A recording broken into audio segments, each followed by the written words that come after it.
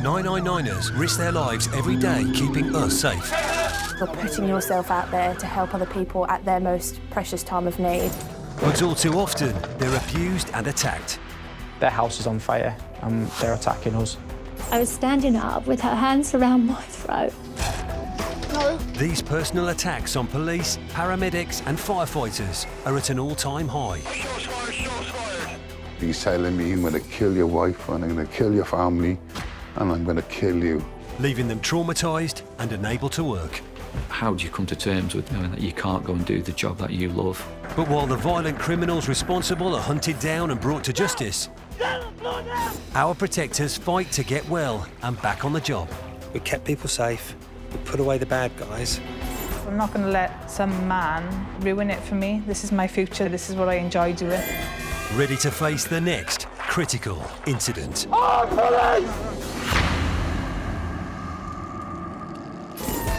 Coming up, a moped chase ends in mayhem for Essex Police. One match, one lighter, one spark could result in us going up in flames.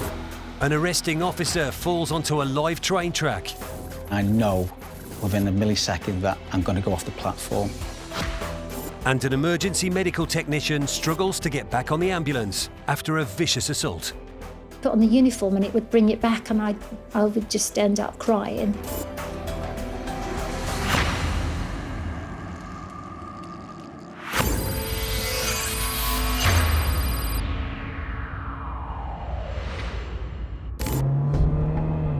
The 5th of May 2019 is a date which will remain firmly etched on the minds of Essex Police in Basildon. I don't think it's something you can ever put behind you. It's something that I'm going to remember for the rest of my life, and I'm sure it's the same for my colleagues. Nothing could have prepared me mentally for what happened on the 5th of May. I've never been involved in an incident so big as this. I still find it unbelievable that somebody did that to us.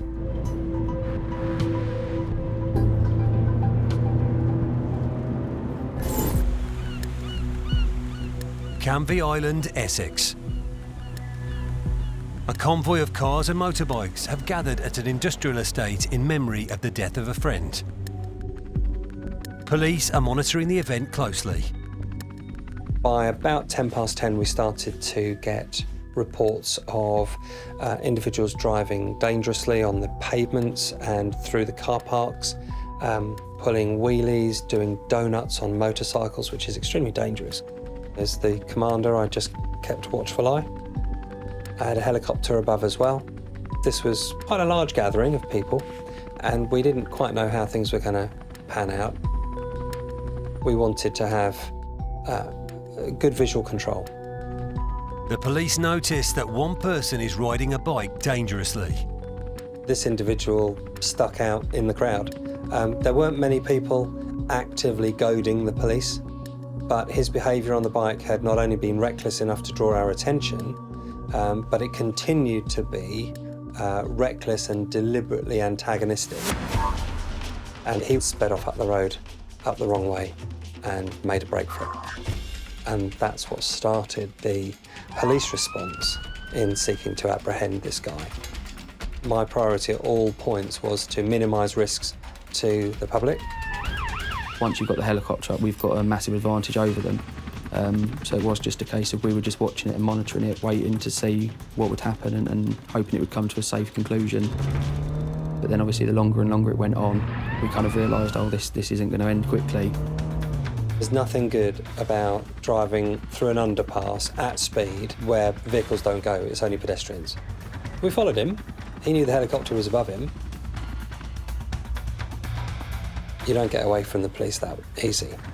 After an 8-mile pursuit, the police have him cornered. And this time the plan was very clear. He doesn't leave this location other than a police van. But now a crowd of 20 to 30 people have gathered around the rider. The crowd were very hostile towards the police. You could hear them sort of like blocking him off, not wanting the moped rider to be arrested, as you can expect. Chief Inspector Baldwin decides to move in slowly and arrest the offender. It was just a case of making sure he had nowhere to hide. He was in the open, and I had enough officers to put a ring of steel around him and then move in. The moped rider then revs the bike and throws it to the ground. At that point, it went pretty much as good as can be. The chap on the bike kind of gave up almost immediately. And then myself and other officers all moved in just to sort of try and give everyone the breathing space to work and make sure nothing escalated further. And it was at that point that we started to have to manage the unexpected. You don't expect a woman in her 40s to emerge wielding a hammer above her head, screaming at officers and running around threatening officers, holding the hammer in her hand. Thankfully, 2 officers had spotted her, managed to get into a blind spot behind her, and as she went to lift the hammer, they snatched it out the back of her hand and disarmed her, and at that point, 3 officers detained her. Meanwhile, other officers rush in to help arrest the moped driver. Right, you're under arrest on suspicion of theft of motor vehicle. You're not saying anything, but no offence, do not mention my question. So I'm trying to write court. Do you want cuffs? Do you want cuffs? With a hammer-wielding woman and moped rider apprehended, 2 in custody. officers still need to control the increasingly agitated crowd. They were all shouting and swearing at us, telling us that what we were doing was wrong and that we didn't need to be doing it and all this kind of stuff. And we get that every day. We're used to people shouting and swearing and telling us that we're idiots. And then out the corner of my eye, I saw a gentleman appear from down one of the alleyways who was just sprinting at full speed towards where we were obviously trying to protect. So I ran across towards him to kind of intercept him and stop him going through. That kind of ended up in me and him colliding. And the 2 of them ended up on the ground with the officer underneath. I was pretty much at the bottom of the pile. You've got officers trying to get him off of me. He had his arms wrapped around my legs trying to just keep hold of me. And then everything did go crazy.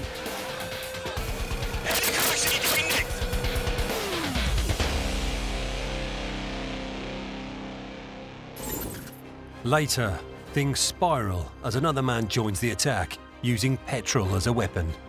Going through my head was just panic. Get him away. I was hearing them shout, "Light them up."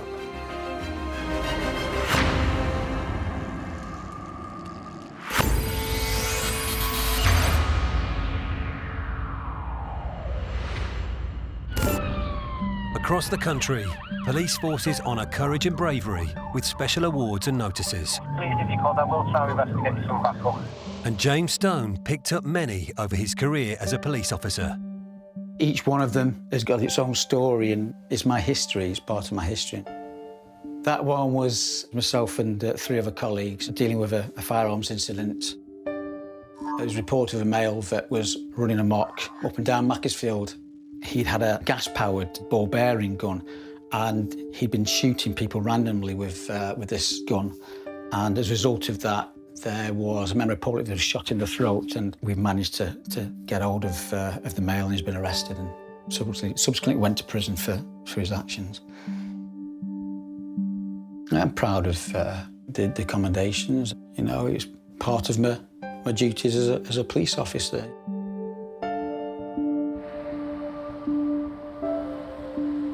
Both me and Jim grew up in a small town called Buxton. He then joined the job about 18 months after me, sort of reconnected from that point. As a police officer, he was just always proactive. He's not one of those that would sit in the station, always walking around the estates, always skulking about in alleyways. And that's always been common knowledge. The criminals used to hate Jim in Knutsford in particular. But this determination to catch criminals will put James's life in danger. In 2018, he was working on an undercover drugs operation when he was informed that a suspected drug dealer was on a train heading to Knutsford. So Jim being Jim, he decided to get the rest of his team together and said, look, we're going out and we'll see if we can find this lad. It was the 26th of June 2018, and myself and 2 colleagues, and on that day we were in plain clothes and we were waiting for the suspect to arrive off the train. He was a local suspect.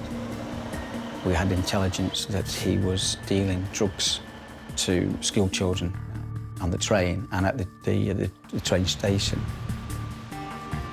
So one of my colleagues was by the steps. Another colleague was beyond me by the exit point.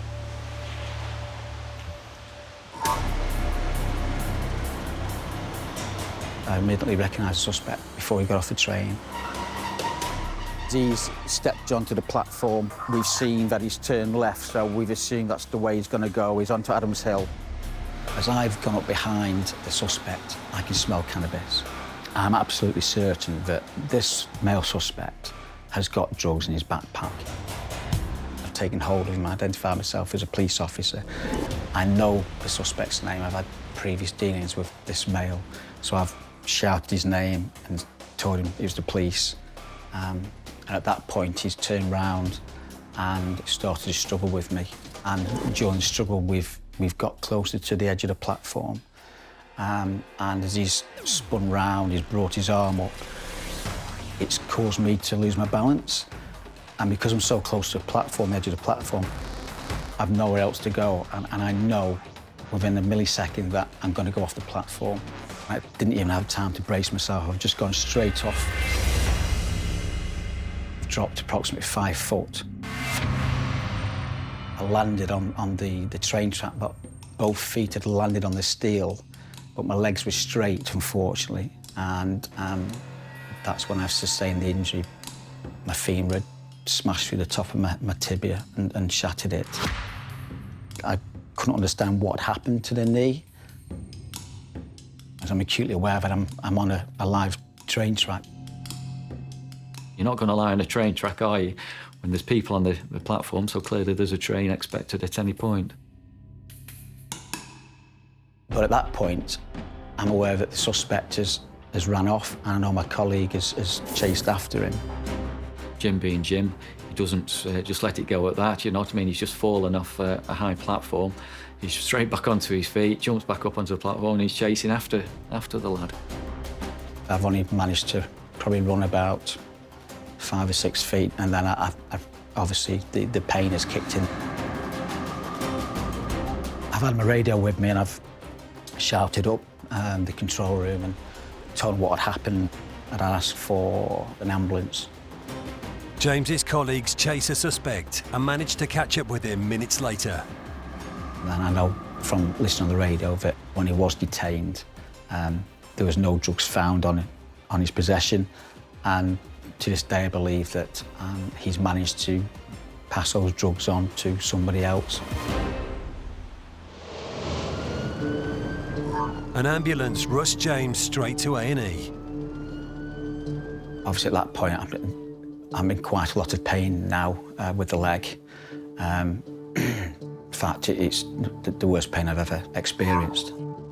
Had an X-ray, I was told that they thought it was just what's called a simple transverse fracture across the top of the shin. So I was thinking, that's great, you know, because it's not a long-term significant injury, and I'll be back on my feet in no time. But the pain was unbearable, and a CT scan revealed James's injury was much worse than doctors had realised. I went to see the consultant, and it was then we realised just how significant the injury was. And his words to me then was that I couldn't allow you to go home. We need to prep you for surgery, and you're going to have surgery tomorrow. So at that point, you could have knocked me over with a feather. You know, I wasn't expecting that. I had a large plate put into the leg and 9 pins just to fix the damage. James's injury left him immobile and in a brace for 4 months. Initially, you're just thinking, well, it's a physical injury, he'll have an operation, he'll get better, he'd be come back to work. And then gradually, as the operations take place, he has one, then he has another, he becomes to realise that this is a lot more serious. I'd been told and left in no uncertain terms by the consultants just how significant the injury was, and the impact it would have on me later on in life and the restrictions. So that was very hard to deal with, extremely hard, especially when you've been so active. And as soon as the doctors mention life-changing, you know then, you know what I mean, that's a different ball game then. I love mountains, I love hill walking, and I would every year go to Scotland with a couple of friends of mine. I liked the adventure side of things. I was confined to here, confined to a sofa for quite a few months really, rehabilitating and just waiting for the swelling to go down. So this is it, this is my little space. I'm getting cabin fever for a few months. After months of being unable to move, James created his own gym in a room upstairs. In the early days, it was ideal because I couldn't drive, I couldn't get to the gym, but at least I had a little bit of a ready-made gym, if you like. But although James's injury had improved, he would never go back to frontline policing. Because of the level of the injury, I wasn't able to perform the duties of a police constable. And as a result of that, the decision was to medically retire me on that basis. It's extremely upsetting in that I'm no longer doing something that I had done for 21 years with the constabulary and thoroughly loved every day of it. Somebody who's been frontline all his life, how do you come to terms with that, knowing that you can't go and do the job that you love? The long-term prognosis for James's leg is still uncertain, but he's determined to keep on pushing himself to get the best improvement he can. And today, for the first time in 14 months, James is strong enough to go back to the gym. I've had the okay from the physio to say, yeah, you're at a point now when you can start doing some light exercises and start building it up. So, yeah, fantastic. It's great to come back into the gym again. I've missed being in this kind of environment, and it's sore, but it's good pain. It's 3 months later, and James has seen a vast improvement. Back walking unaided, he's now able to enjoy long walks with his friend Keith. To be out walking with Jim, it's unbelievable after such a short span of time. It's just joy to see it, really, and what's that be like from a friend who's seen him go through the whole thing over a 17-month period to see him come through to the other end. Yeah, it's fantastic. But he'll push himself, and he'll keep pushing himself, because that's the type of person he is, and that'll make him stronger going forward. It's inspirational. I attribute a positive mindset to the support I had from, you know, Keith and other friends and colleagues. I just want him to feel that he's wanted, needed, and, you know what I mean, he's still loved by not only his friends out of the job, but, you know what I mean, colleagues that were in the job that thought a heck of a lot about him. And James hasn't left policing behind. He's now studying to become a lecturer, so he can help the next generation of emergency service workers, including police officers. For me, the dream job would be to be back into education and enable me to impart some of my knowledge and experience that I've gained from the military and the police service. That's what I want to do. I won't give up. Got to keep moving forward. New challenges, onward and onward. Exactly, yeah. It's all about. Yeah. Jim's one of those that will succeed at everything he does. He's a winner, and he doesn't like to be beaten at anything. I'll get some tissues in a minute.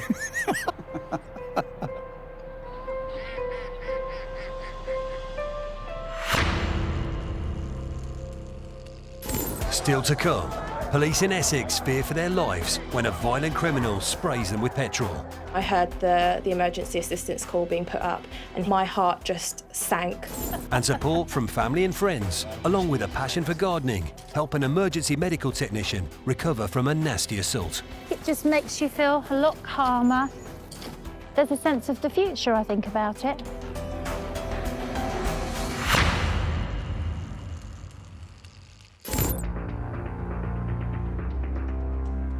Even in their vehicles, police can still be vulnerable to attacks, as this clip taken from a Merseyside police car shows. A Volvo estate is stopped by traffic patrols in Kirby.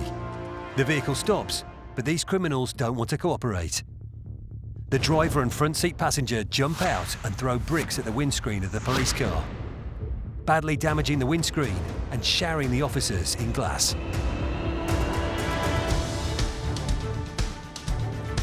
The Volvo makes off at speed and the police give chase.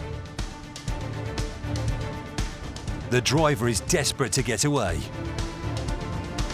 driving recklessly and putting the public in grave danger. The Volvo is pursued around the Kirby area, but is eventually lost on the M57. But these violent individuals don't get away that easily. Following extensive inquiries, the offenders are identified, arrested and charged. Both offenders pleaded guilty. The driver was convicted of affray, dangerous driving and disqualified driving. He was sentenced to 2 years and 9 months in prison. The passenger was convicted of affray and separate offences and was sentenced to 5 years and 6 months in prison.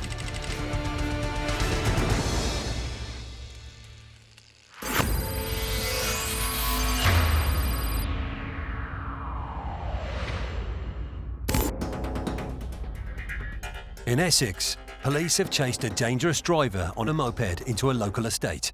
Right, you're under arrest. That's the theft of my vehicle.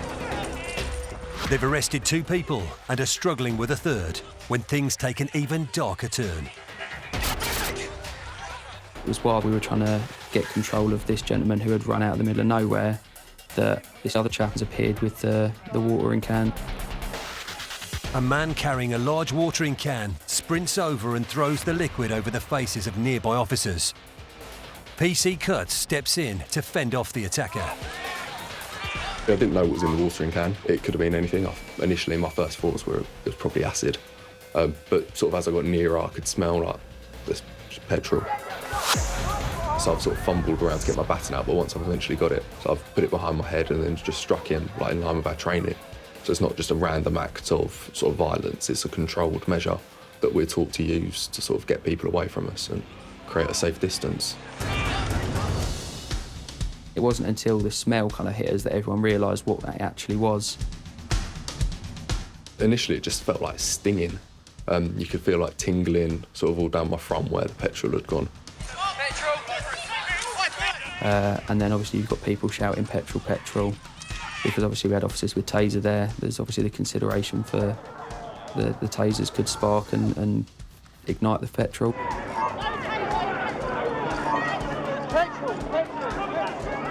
The 8 of us were now covered in petrol. We still had this chap on the floor that we needed to restrain. We still had a crowd that needed to be kind of controlled. And obviously we still had the chap who had just poured petrol on us. We didn't know where he was or if he was now going to try and set us on fire.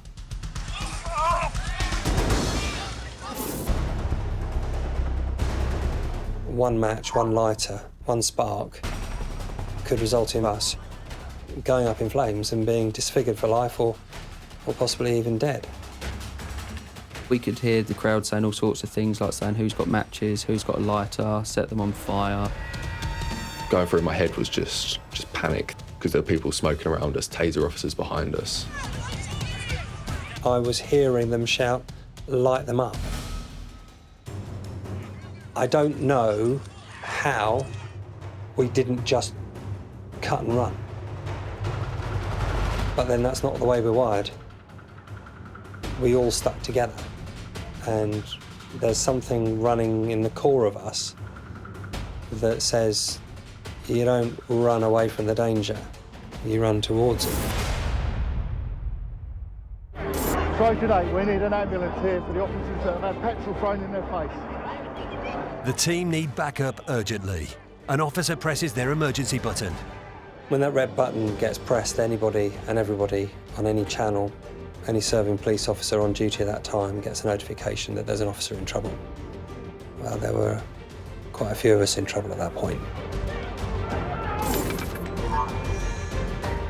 Detective Constable Natalie Backhouse is in her office when she gets the call.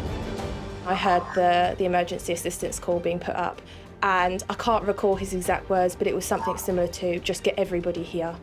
And hearing those words, my heart just sank. We needed the team around us to make decisions for us at that point, because we'd been taken to a place where we'd never had that done to us before. Everybody in the office just bundled into the car. We drove there quick as we could. There was noise, there was activity, there was banging, crashing. We were on the top of a car, people were on the ground, people were in pain.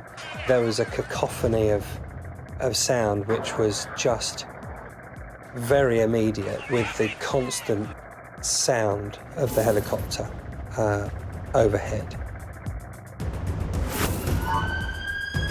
Backup officers arrive at the scene. It's something that no one's ever, I'd certainly never experienced before or heard of before, but everybody kind of just knew what to do straight away. Obviously, the guys who had been covered in it the worst, who got it in their eyes and their mouths, who had fallen to the ground, officers straight away went over to them, helped them up and just took them out of the situation and started giving them first aid. Get him away! We were helping some across who'd got it all in their eyes, who sounded like they just couldn't see anything. And their faces were red, their eyes were just stinging. We had members of the public coming out, offering saucepans and kettles full of water, helping them rinse their faces off and stuff like that.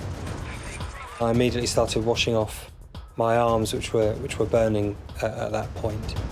My head was burning and down the back of my shirt. So at that point, I basically just got a bucket of water poured over my head to try and to wash off the worst of it. When we got there, there was officers everywhere, emergency services staff everywhere. Fire crew turned up and they obviously washed us down with their hoses and stuff after the members of the public had kind of given us initial first aid. The ambulance crews turned up and checked us over. But all the while all that was going on, you've still got the crowd there who were still obviously causing issues. At any point, it felt like it could flare up all over again. Something could just set it off again. Later, as more backup officers arrive, the situation is brought under control. It was very reassuring to see about 90-odd officers turn up to help us.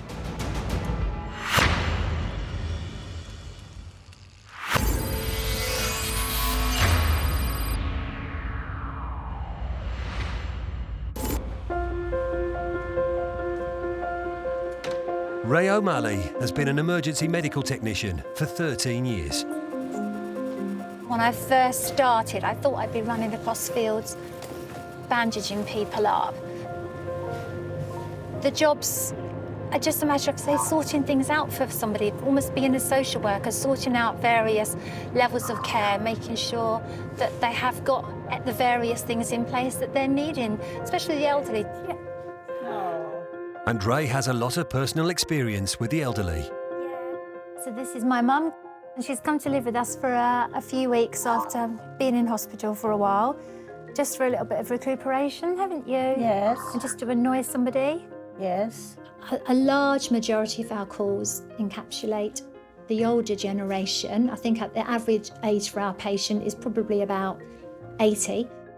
But when Mum fell, one of the times, the second time, you was on the floor for 10 hours, weren't you? I was in the bathroom, and I was there till my son came home. That's a long time. A large majority of our calls are for people who have fallen, and we get sent to the care homes or their own homes. Looking after you and seeing all the things we have to put in place for you helps me when I go out to patients. Yes.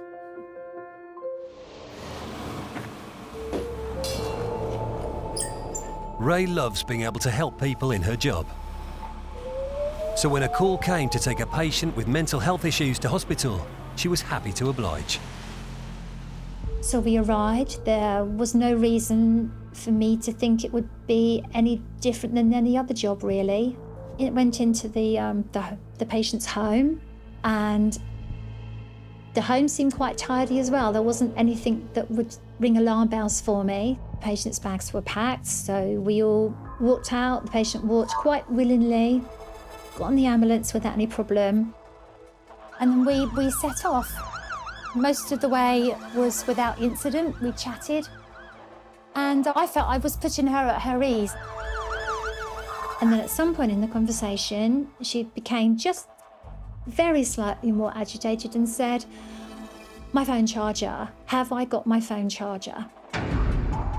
All of a sudden, the patient was out of her seat.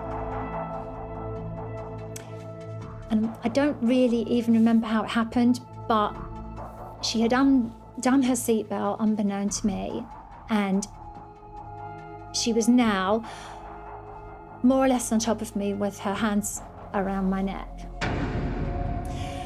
But I know that I was standing up. I was standing up with her hands around my throat. And I just remember thinking, I really need to press the emergency button on my radio, but I couldn't let go of her hands because they were around my throat. And she said to me, "You're not so nice now, are you?" Which really hurt. And at this stage, I was actually on the floor in the rear of the ambulance. And I remember thinking that the door is going to fly open behind me, and I'm going to end up crushed under the wheels with this person on top of me. And I can remember the door there did fly open. But we were actually stationary at this point. Luckily for Ray, the police who had been at the patient's house were following behind the ambulance. The policeman that was travelling behind had seen the blue lights that my colleague had put on. He grabbed her. I fell out the back of the ambulance. And then a lot of police arrived, and they all jumped in the rear of the vehicle. I couldn't breathe, so I was hyperventilating. So I was just breathing and breathing and breathing and half staggering down the road. The next step was to actually transport her still to hospital. And all I can remember is thinking, I cannot get in the back of the ambulance, and I cannot see this woman again. Both Ray and her attacker were taken to hospital. Fortunately, Ray hadn't sustained any physical injuries. But the attack had a huge impact on Ray and left her unable to face work for 3 months. For a while, I would have nightmares. I would dream that it was happening. I had trouble in confined spaces. I was very reluctant to go inside lifts. And I think this was all to do with the fact that I perhaps saw the ambulance as a confined space that I couldn't get out of. Due to her mental illness, no charges were brought against the attacker. It was just really, really hard to go back, and I couldn't put on the uniform without crying. She did seem very upset. After the incident, there were a few times when you could actually see that she wasn't happy in coming into work. And then it turns out it wasn't. I didn't feel confident in my ability to talk to people anymore.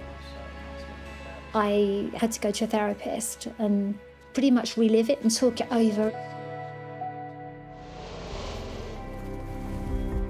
As well as therapy, Ray found gardening a great healer during her time off.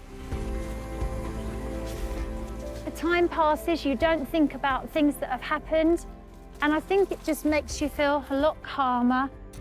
And you know that when you plant things, they're going to be bigger, they're going to have grown. There's a sense of the future, I think, about it. Definitely moving forward. I think of it less and less. That's the big change, I think. I think about it less and less. I don't feel worried about putting my uniform on. I don't feel worried about going into work. And there's so many lovely patients. There's so many lovely patients. The way in which Ray has come back to work, it's a credit to her, and she's turned sort of like more of a positive out of this negative in terms of how she's getting on with what she does. No, I'm really proud of her. She enjoys it as well. I don't know, she fits it all in.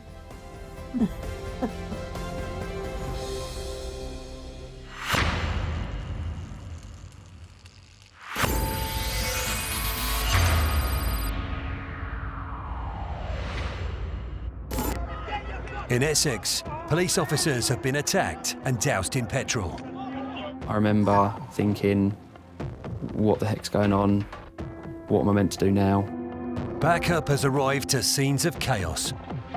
There was quite a large crowd, even still at that point after the incident had happened, where members of the public were being vocally abusive towards officers. It was an awful situation to be in, but you just got to put on a brave face and stay calm.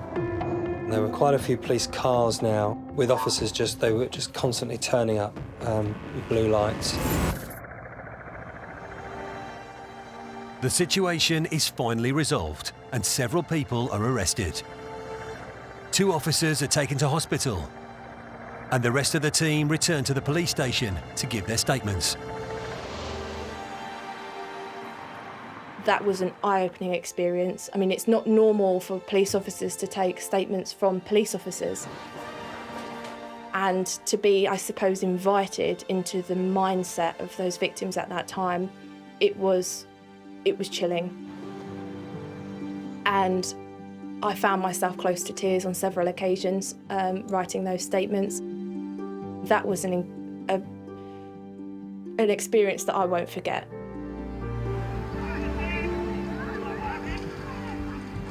A team of detectives, including Natalie, immediately set to work building a case. Watching this footage, it was scary because I knew the people on there. And I saw the person that had done it, and I could see that that person was fully intending to attack these officers with that petrol.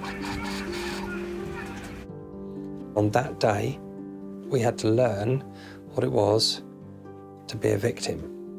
And that experience has made us all the stronger when it now comes to identifying with other victims. Chief Constable B.J. Harrington is all too aware of the effects incidents like these can have on the officers involved.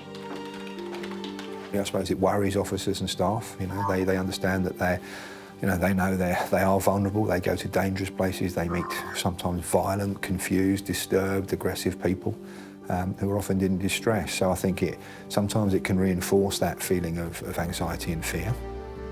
Equally, you'll see with these officers, it builds a spirit of camaraderie as well, because they do look after each other.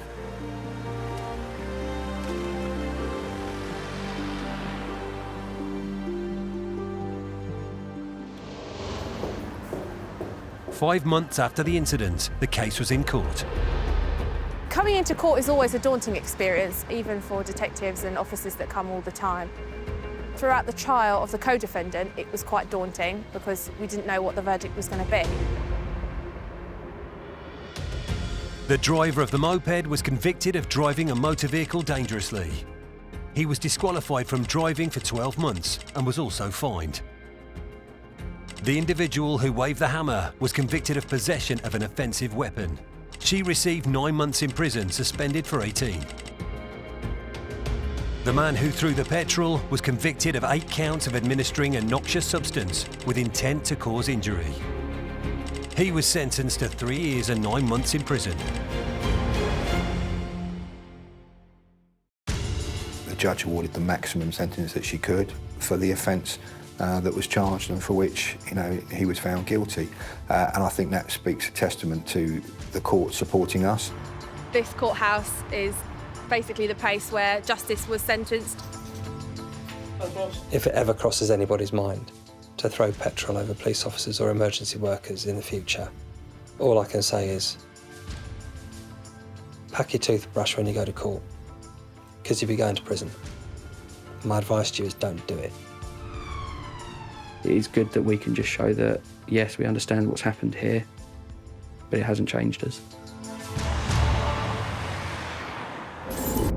Today, 3 of the officers are returning to the scene together, getting some closure on the events of that day. This will be the first time I've gone back to the actual scene of the incident since the day back on the 5th of May. I went back once, but yeah, it's a strange experience going back. It made me feel like just weird inside. It's pretty much impossible to drive past it or go past it without thinking back to that day and remembering what happened. You get flashbacks and just remember the things that people were saying and what could have quite easily have happened.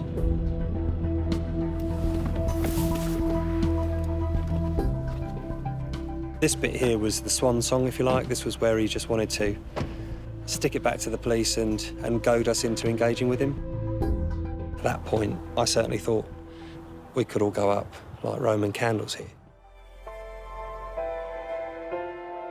It's nice to be here with my colleagues, like to get it spoken through of everyone's perspective, how it affected them, what happened.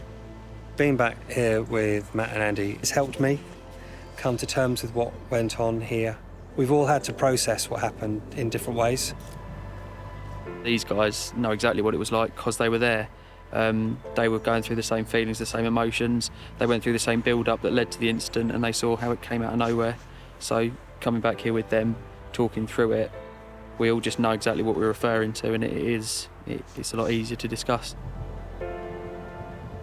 It's that understanding, that camaraderie, that commitment to what we do every day that actually resulted in the police chalking this one up as a success. You know, we did manage to achieve our core objectives on that day.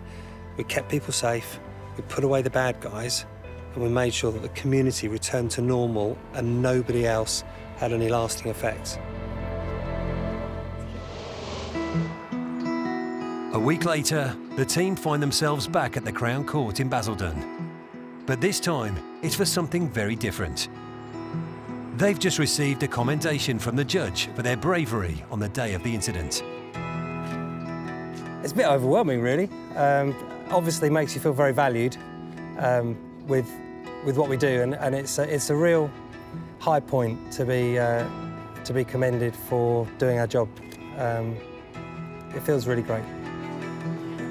It makes you proud for the job that you do, and obviously that you are getting recognised for what you're doing. It kind of makes it feel all worth it. It's a great honour to receive this commendation. It's normally only given to investigative officers, so for an operational police officer to get one, yeah, it's a massive deal. There were other people who helped bring the offenders to justice, and all of our colleagues who turned up in support of us. You know, they deserve a part of this commendation too. I'm feeling massively proud of like my colleagues working at my work and just the whole of Essex Police.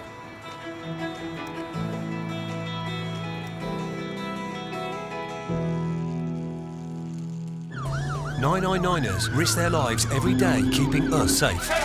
You're putting yourself out there to help other people at their most precious time of need. But all too often, they're abused and attacked. Their house is on fire and they're attacking us. I was standing up with her hands around my throat. These personal attacks on police, paramedics and firefighters are at an all-time high. He's telling me, I'm going to kill your wife and I'm going to kill your family and I'm going to kill you. Leaving them traumatised and unable to work. How do you come to terms with knowing that you can't go and do the job that you love? But while the violent criminals responsible are hunted down and brought to justice, our protectors fight to get well and back on the job. We kept people safe, we put away the bad guys. I'm not going to let some man ruin it for me. This is my future, this is what I enjoy doing.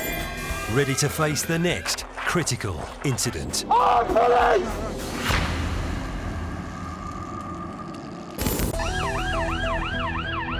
Coming up, Merseyside police make a shocking discovery.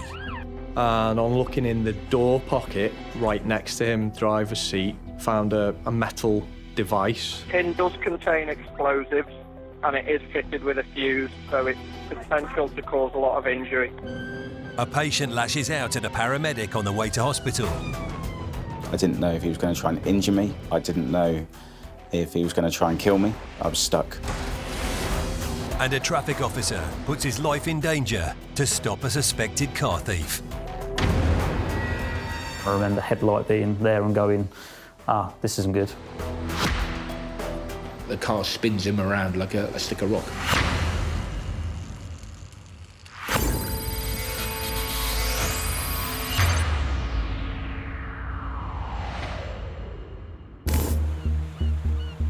In 2017, Merseyside police dealt with a terrifying incident.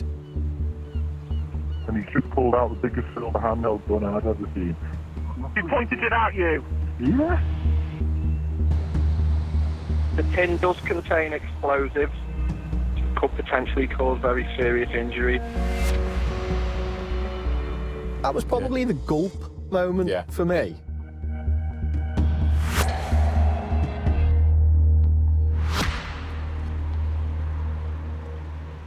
PC Stuart Bratherton and Mark Patterson were on duty that day. They're part of the close-knit team stationed at Wallasey Police Station.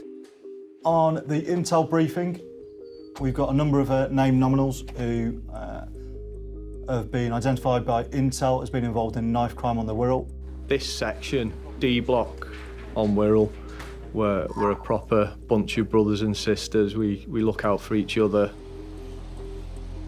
Catching criminals has always been the best part of us.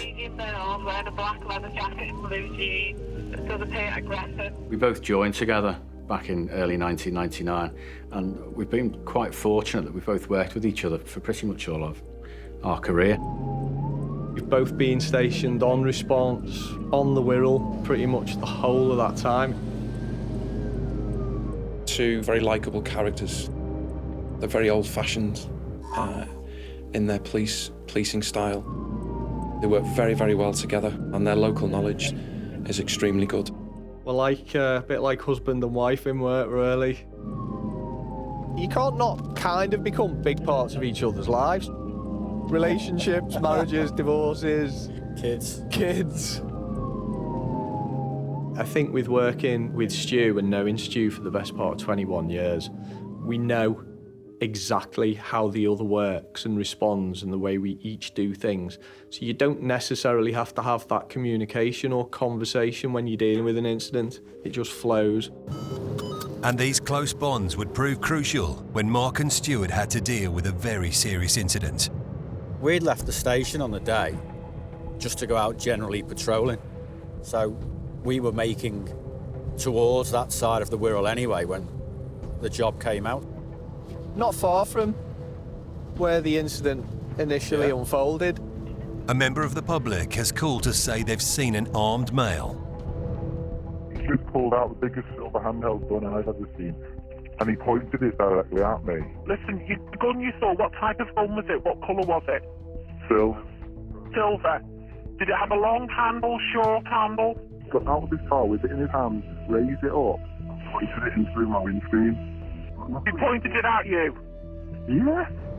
The calls came in reporting a man with a gun threatening another man. Possession of what was described as a silver handgun or pistol. All right, can you just stay there? We're on our way. All right, love. We're just on the phone to the informant now. He can still see the male with this firearm. We were around about here, weren't we, I think? Yeah. Close by. So where the actual incident took place on the promenade in West Kirby is a mile and a half away. We'd have activated the blue lights and the klaxons and made there on an emergency. Need to get there as quickly as possible. Mark and Stuart know they'll need backup from a firearms unit. As non-armed officers, Stu and I were dispatched to the area, but to go to an RVP, a rendezvous point, to basically sit off at a distance from where the incidents occurred, but ready for further instructions and await the arrival of the firearms officers. An RV point? Junction of Grange Road, please. Just on the left down here, wasn't it? We were aware that armed response were en route, but they were about 8 or 9 minutes away. our instruction is to just stand by for further update whilst we're awaiting firearms to attend. And then there was information about the registration, make, model, colour. The call came in saying it was like a Ford Focus in black with a silver pistol on board. We're looking a bit more enthusiastically for it now. And because of the position we're in, I turn and I'm looking back up the hill because you can't see everything in the mirrors. And as I look up the hill, I see coming around the bend at the top of the hill a car, same colour, same make, same model. And then as it gets a bit closer, it's the same reg as well. And I say to Stu straight away, Stu, it's here, mate, we've got it, it's behind us now. Yeah, there's a patrolling Norman's Green, it's just driven right past. With the firearms team still en route, Mark and Stuart must decide the best course of action. I shouted up on the radio straight away to say, I've now got eyes on this car. What's the ETA for firearms? And I think at this point, they were still a good 7 or 8 minutes out coming from the city. So it's decision time at that point. What are you going to do? The concern from a police officer's point of view is, why has he got a gun? Is it a real gun? What's his intention? And where's he going now? And what's he going to do? We decided, as our response was so far away, that we would follow the vehicle. We've moved out, it's turned right into Darman's Green, so we've initially followed it at a distance. We didn't have any blue lights or sirens on. We were a good distance back initially. Room supervision, just confirm direction of travel for the target vehicle, please. Lee Road. And literally, as we were at this point here, we seen the vehicle turn right into this road here. At which point, we both instantly have this sinking feeling when we realise you can see the end of the road, it doesn't go anywhere. A dead end poses serious danger. Exposed and alone, Mark and Stuart were now in the gunman's line of fire. Later, Mark and Stuart have to think fast. We couldn't just sit here in the car. Just sat here doing nothing could potentially be the more dangerous thing to do. And they make another shocking discovery. The tin does contain explosives, which could potentially cause very serious injury.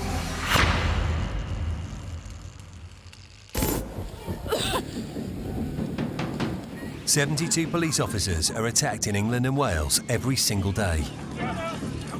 This means that every 20 minutes, somewhere in the country, an officer is being attacked.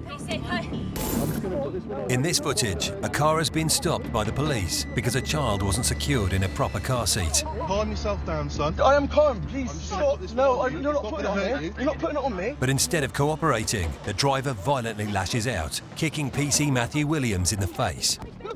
Put it on me. The offender then jumps out of the car, leaving the child with another passenger, and runs toward a second officer, PC Andrew Gilbert, punching him in the face as he arrests a second man. PC Gilbert suffered a deep laceration to his upper lip, which needed 14 stitches, along with a swollen and bruised left eye and further cuts to his face. PC Gilbert's colleague said in his statement that in 16 years of service, he'd never seen a more violent assault on a police officer. The driver admitted causing grievous bodily harm with intent to resist and prevent arrest, assault on an emergency worker, and criminal damage. He was jailed for 3 years and 19 weeks.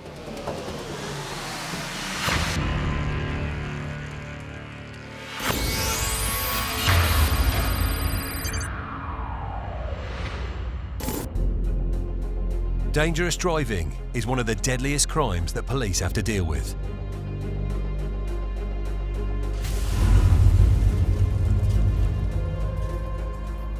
The biggest weapon we come across are vehicles. Not knives, not guns. And Kent Traffic Officer Pete Ormerod has spent his career trying to prevent lethal incidents. So it's drink and drug driving, seatbelts, speeding, mobile phones, and making sure people maintain a gap.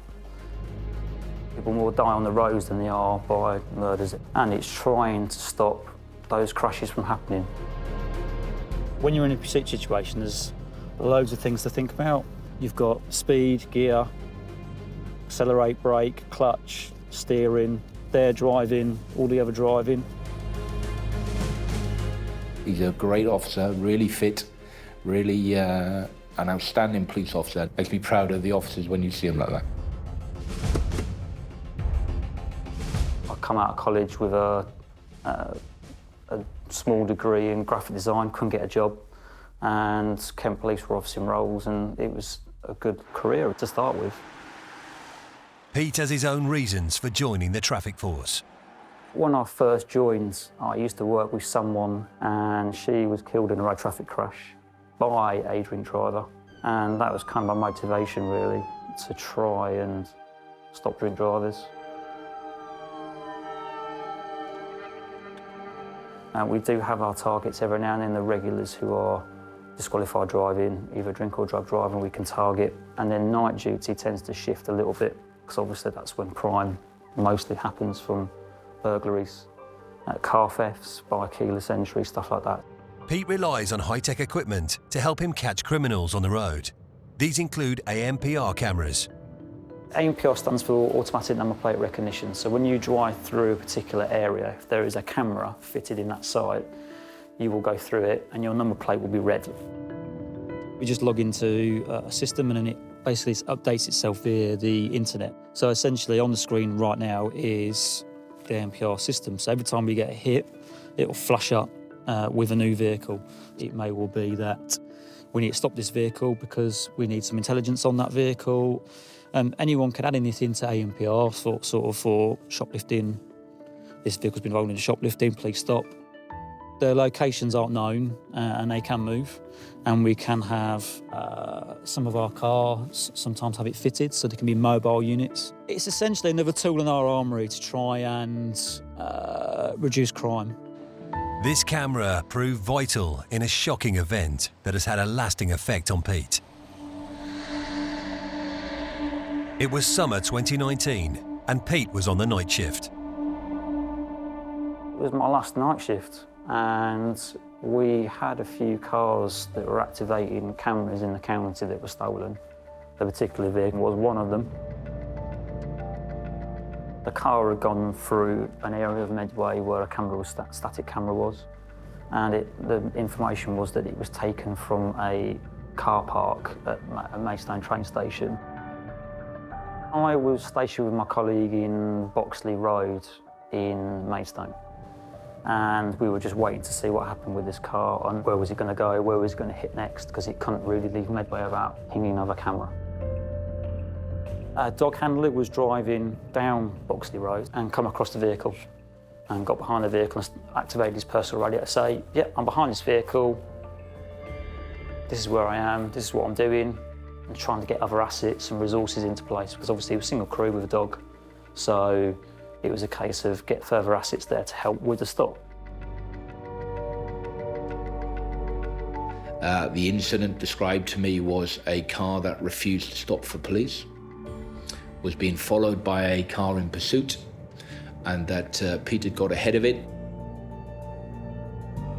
And we were at the top of Boxley Road in Maidstone, so we were kind of hoping it was going to come towards us, which we found out it was on the radio. So with the information that we had, just listening in and then thinking, well, we're in a stinger location as such, let's start considering a deployment.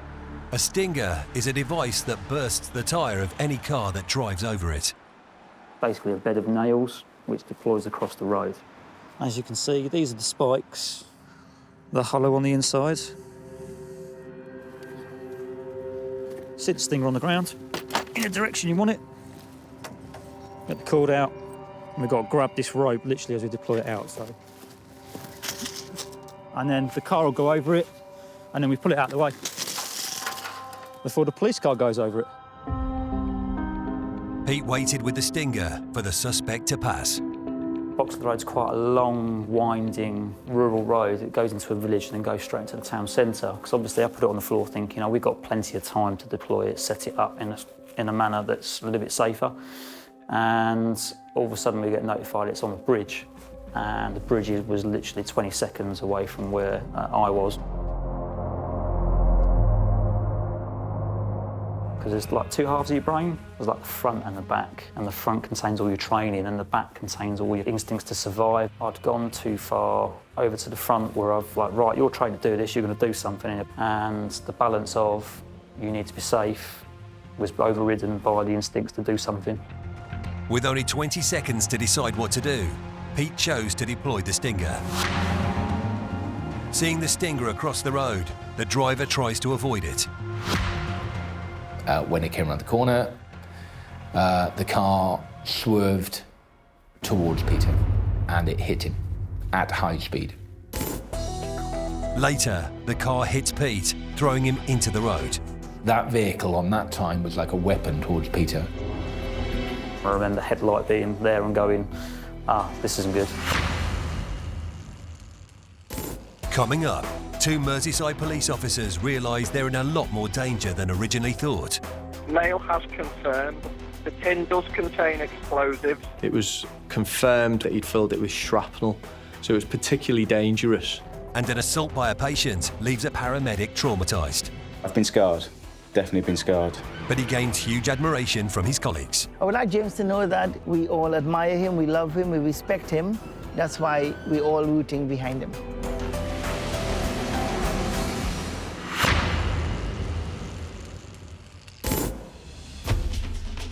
Reports last year revealed that a car is stolen on average every 5 minutes in Britain.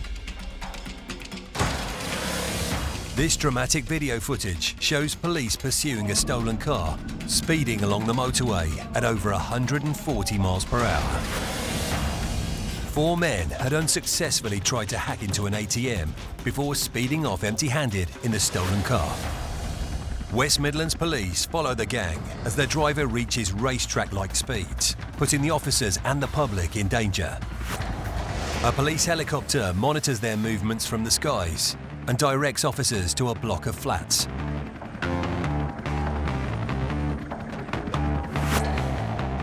Three of the occupants from the car are found hiding in an apartment. Another is hiding in dense bushes nearby.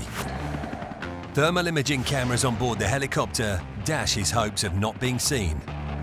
And he is picked up by a dog handling team. When police search the flat, they uncover an address list of shops with cash points. All of the suspects went on to admit conspiracy to steal and aggravated vehicle taking. One was sentenced to 12 years in prison and another received 11 years and 6 months for this crime, as well as other offences. The other offenders were sentenced to 3 years for the attempted theft of the ATM.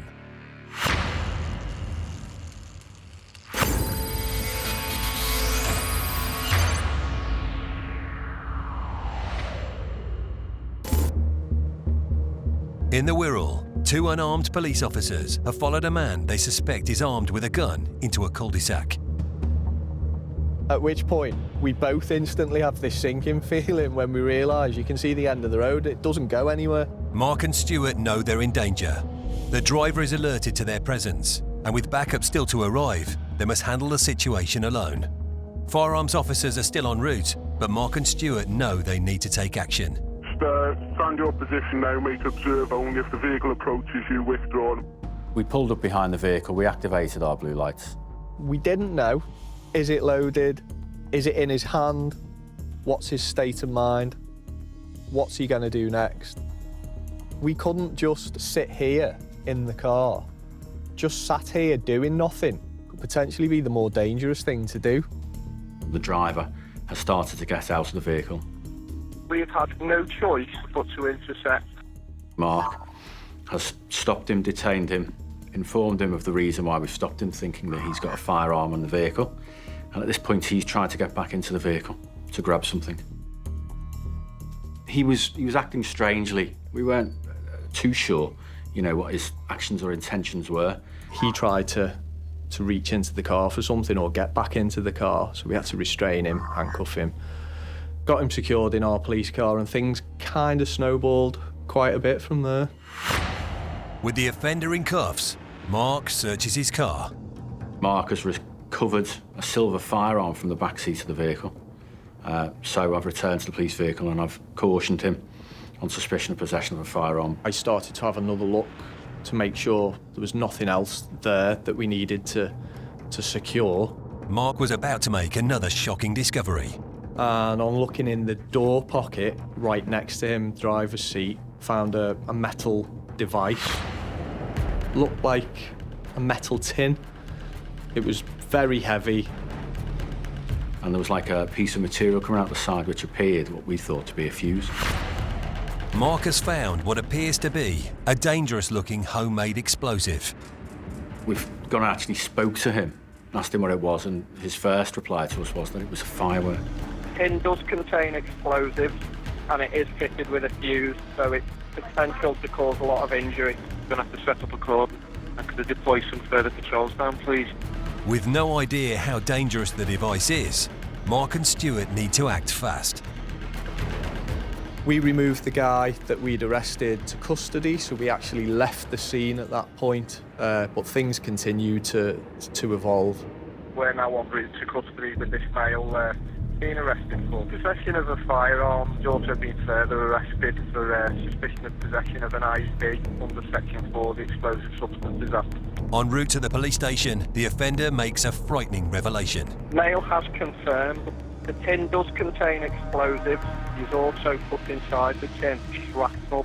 There are multiple metal fragments used. Could potentially cause very serious injury. It was confirmed that he'd filled it with shrapnel, so it was particularly dangerous. The street is quickly evacuated and the army are called in. MOD ordnance were requested. Either the Army or the Air Force have their own bomb experts who we deploy, so we don't have any in-house who can deal with such devices. So we deploy the MOD and they come out and they literally take over. They couldn't even deal with the devices themselves hands-on. They had to deploy a remote control robot, and the device and the car was detonated in order to make it safe. That was probably the gulp moment for me. If MOD ordnance are on scene and they're not going to touch it, and these guys have got big kahunas and they're going to use a remote robot to do it, gulp. He just, made this device himself. It was homemade. It was full of shrapnel, sorts of metal pins and nails. It was quite a crude device, and if it had have gone off, it would have caused a lot of injury. I think it's only after the event, when you sit down and everything's done and you've done your bit and you start to decompress, that you think about the consequences and what could have happened and how dangerous it really was. The male was convicted of the making of and possession of an explosive substance for unlawful purposes and possession of a firearm with intent to cause fear of violence. He was sentenced to 4.5 years in prison. I think when you know that you've done the job, no one's got hurt, guns are recovered, explosives are recovered, a guy's in a cell, you go home and think, yeah, did my job today. And Mark and Stuart continue to do their job. Ambulance have been on requesting our assistance. Determined that their close brush with danger won't stop them from protecting and serving the public. Hello, it's the police. Shall we to brace it? And a few months after the incident, they were rewarded for their courage. Quite a shock, really. We received a phone call earlier on this year, and basically we were told by our federation that we'd been nominated by them and our chief constable for the National Bravery Awards. They took very quick and decisive action. They were exceptionally brave in what they did. A very worthwhile award that they've received. As a supervisor, I'm very proud of what they did. We went to Downing Street, we met the PM, met the Home Sec. It was a big deal and it was good, and we loved every minute of it.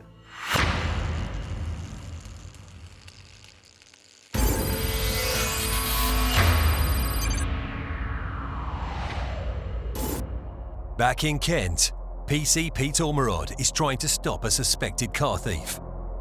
He has received information that the suspect's car is 20 seconds away, and he has deployed a stinger to stop it.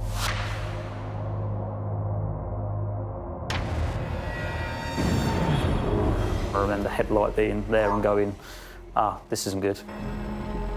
And got hit by the car. That vehicle on that time was like a weapon towards Peter. When it came around the corner, the car swerved towards Peter and it hit him at high speed. Then got thrown, hit the floor. The car spins him around like a stick of rock, you know, and he spins, and that's when he gets injured and breaks his leg. Miraculously, despite being hit at such a high speed, Pete jumps straight up. I remember my radio going nuts because I could hear the dog handler going, it's hit me. Next thing I kind of remember is getting up off the floor in front of our marked car and then scrambling around and getting into the car. My brain must have said, just get back in the car, just as a safe thing. Had anything in that car caught up with Peter, it would have dragged him along. And that car was travelling at a speed that it could not stop straight away. So even if it chose to stop, the officer would have been dragged for a long period of time along the road. Meanwhile, the dog handler continues to pursue the offender. Dog handler managed to get round and get after the car. The car caught the stinger, so the tyre did deflate on the front left. It did stop eventually. With a flat tyre forcing the car to stop, the chase is over. But when the dog handler makes the arrest, there is a surprise in store. The driver is only 16 years old. He turned out to be a juvenile. He was arrested. They did some testing, sort of breath test, drug wipe, and he failed a drug wipe for cannabis. In the moments after the attack, shock begins to set in for Pete. I then realised, really, I've been hit by a car. It's the first time really I've reset myself. And yeah, got out the car and started checking myself over to see how badly injured I was. Adrenaline's a great painkiller. And obviously once I got back out of the car, it started to wear off. And once it started wearing off, that's exactly when obviously all the pain started to kick in. Pete is driven to the hospital. An ambulance had already been called, but they were extremely busy and we weren't too far away from a local hospital, so it was just like, well, I'm kind of walking and talking, let's get in a car and get there. Had an X-ray and then the radiographer said, you've got a fractured, displaced fibula in the left leg, right at the top where it sits next to here. It completely fractured and splintered and then separated a little bit to the, I think it was to the left. I was at the hospital, just wait, do my statement whilst I was sat there for the reasons for deploying and stuff like that. And then get home and try and sleep, but that wasn't ever going to happen. The offender was brought to court. I gave my evidence in trial, saw the videos. Didn't watch it for a while, I didn't want to. I did watch it beforehand, and in the trial, the audio was played, and obviously you can hear me getting hit and the noise that I make, which isn't too pleasant. And then it was kind of like watching it with the audio, I was kind of like, oh, I didn't prepare for that bit as well. And so it was kind of like surreal a little bit, seeing yourself get hit by something and get up and run off. Yes, I was hurt, and yes, I deployed. And we got the vehicle, we got the driver, and no one else got hurt. I think my response was, he's lucky to be alive. Lucky to be seriously injured, but not worse. I'm just really disappointed with society that criminals think it's okay to assault emergency workers, ambulance colleagues, fire colleagues. And those people who do that should be punished appropriately. The offender, who was a juvenile, was convicted of failure to stop after a road traffic collision, failure to provide a blood sample, causing serious injury by dangerous driving, driving without a licence and driving without insurance. He was given a 12-month rehabilitation order, an order to pay £100 in compensation. A badly broken leg meant that Pete was off work for 5 weeks. I live in a 1, 2 up, 2 down, basically. Getting upstairs was a massive issue. So my mum and dad live in a bungalow, so I moved back in with them to make it easier. The first time in probably 14 years I'd taken a good break and then sort of taken to stock of everything that's happened and work out what caused me to make that decision with a sting with no real cover. Pete also began to feel the psychological impact of the incident. It wasn't really till I got back home and I was on my own. I was doing some washing up, and then literally the headlight, it just wouldn't get out of my head. And all I kept seeing for the next sort of 2 hours was headlight, flashback. I was walking my dog after being able to walk again, and then this bike was coming down the hill, and I don't know, for instance, I just saw the headlight and froze. So obviously it's coming towards me, but it just set me off. With the mental health help that I've had from welfare, it's learning to get that balance with your fear and your instincts, learn to talk to your training a little bit more and get that balance, because then you'll make a better informed decision. Pete has had to pass the scene of the incident many times. Well, I didn't realise I was driving down the route until I went onto the bridge and went, oh, I'm driving the way where I got hit. And it was actually on the way to a counselling session actually as well, which was a bit ironic. And I have gone through that route quite a few times since, and it's not bothered me too much. Obviously, it's always going to be a place that's going to be quite daunting to go to, because it's where I got hit. But it doesn't upset me as much as it used to. And it's also part of the healing process, I think, as well, where you visit somewhere where something traumatic happens.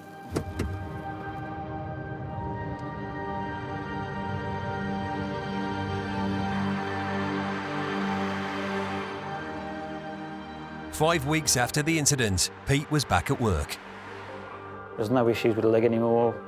All the soft tissue stuff is kind of left off. There was obviously the hamstring was my issue, a few muscle issues here and there. I'm back running, I'm back in the pool, back walking the dog.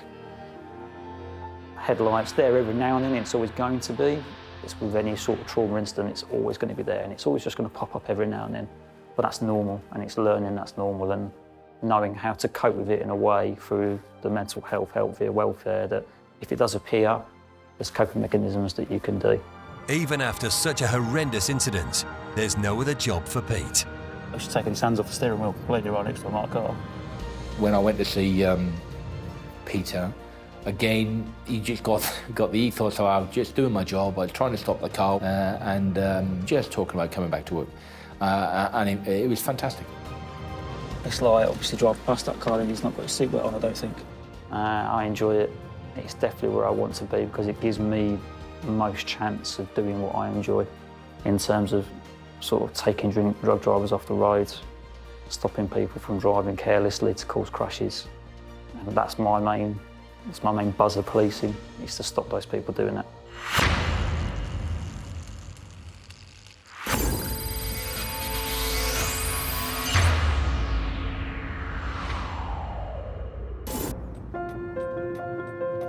Paramedic James Ryan's first patients were rather unusual. Ever since a young age, my mum used to say to me that we'd go on holiday and I'd be rescuing all the flies in the swimming pool and leaving them on the side to see if they got better. Helping people, it's in the blood, and just being kind. I like making a difference. I like helping people in their moment of need. And James makes a difference to many lives, including those of his two daughters, whom he cherishes. I was actually told I couldn't have children, but my two daughters were conceived naturally, which was a big surprise. I adore them and absolutely love being a dad, and I treasure them. James is also very popular with his colleagues at the South West Ambulance Service in Weymouth. Jim is just like an all-round nice guy. He's everyone's friend. He'll do anything for anyone. No one in the service has a bad word to say about him. He's the sort of person you'd want to be working with in a horrible situation. Charlotte was paired with James when a nasty incident occurred 3 months ago. James was actually assessing me on the day of the incident, so I was having my 6-month review as a newly qualified paramedic. This is the first time I'd actually worked with him on a shift. We were going to a male who we believed to be intoxicated with alcohol, and there was a head injury noted. So we responded with blue lights and sirens, and we arrived on scene, and we were greeted by members of the public.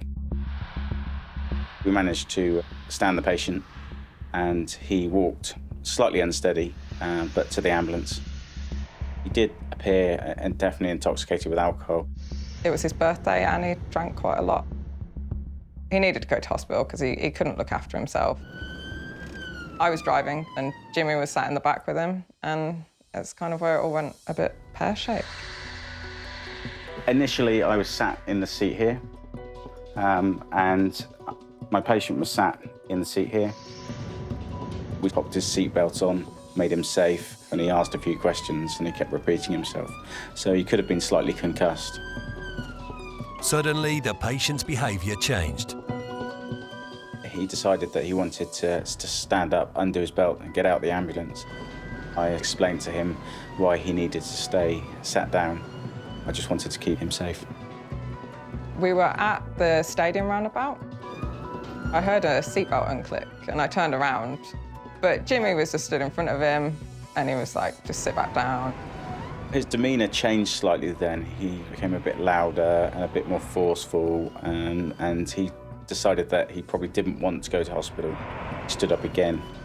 I was holding him, trying to stop him moving, and I was worried that he was going to exit the vehicle because he was a bit more forceful. So I held him quite carefully to stop him falling over, and that's when it all began. As the ambulance was travelling at high speed, James was terrified that one or both of them would be injured if he didn't convince him to sit down. See that we were approaching a roundabout. It was quite unsteady in the ambulance as we went round the roundabout, and I really wanted him to sit down. So I couldn't alert my colleague very easily, though she knew something was going on. All of a sudden there was just this huge bang, and I couldn't see Jimmy anymore, and I could just see our guy's face in our little hatch, and Jimmy was like shouting for help. He pushed me into the attendant's chair that I was sat in, and he then jumped on top of me and popped his arms up around my neck. I was pinned down, I couldn't move, both my arms were wedged. I was worried about what he was going to do next. I didn't know whether he was going to attack me further. I was worried that we hadn't searched him for weapons. I didn't know if he was going to try and injure me. I didn't know if he was going to try and kill me. I was stuck. But I knew I had to get out of that situation and get out of that situation quickly. I was just kind of scared for Jimmy. It's like someone had just flipped a switch. It was horrible. I managed to push the patient back into the chair. I radioed for police backup. And I managed to restrain him until I could reason with him and talk to him, calm him down. Police came pretty fast. I expressed concern at this point that he probably did need to still go to the hospital to be examined. I asked the police if they could convey the patient to the hospital, and we were only a few minutes away, and I would meet them there with the patient and give a handover to the hospital staff. So I was still concerned for him, even though he, assaulted me.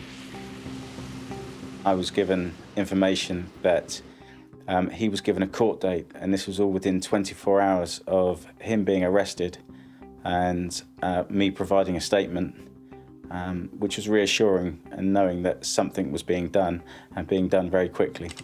The offender pleaded guilty to assaulting an emergency service worker. He was sentenced to 8 weeks in prison and ordered to pay James £100 in compensation. Although the incident had an enormous effect on him, James didn't sustain any physical injuries. I got away with minimal injuries. But I've been scarred, definitely been scarred. And you get flashes of all sorts happening.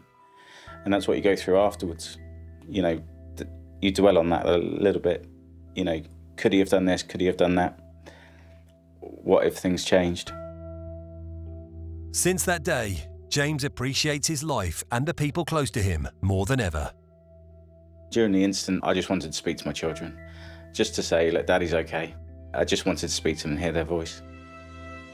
This was a gift for Father's Day from my children. It's a picture And it's a list of my girls' favourite things they like about me. I teach them all about ambulances. I give them lovely hugs and kisses. And the best bit is they said, "You make us feel lovely." It's probably one of my most treasured pictures. Yeah, it makes me just want to go and pick them up and give them a big cuddle, and I wish they were here with me right now. Another big factor in James's recovery has been the support of his friends. Today he is celebrating his 40th birthday with his colleagues from the emergency services. Happy birthday, Jim. Happy birthday. Happy birthday, all. Talking to them is vital. Being able to offload to colleagues in the ambulance service, because I can't talk to anybody, at home or anybody else about the work we deal with. So I've got a good network of friends at work, both within the ambulance service and the local hospital. Well, I've known James for years now, and he's a quality paramedic, very good with his patients. Today is James's birthday, and we are going to the Greyhound racing in Poole tonight. But we thought before that we'd take about 4 or 5 hours to meet with him and just go through and be there for him. A lot of times in this job that we do, we get into uniform and we become that persona that people expect us to be. Today is a day to get rid of that and just be human, be people, be friends, and just enjoy it.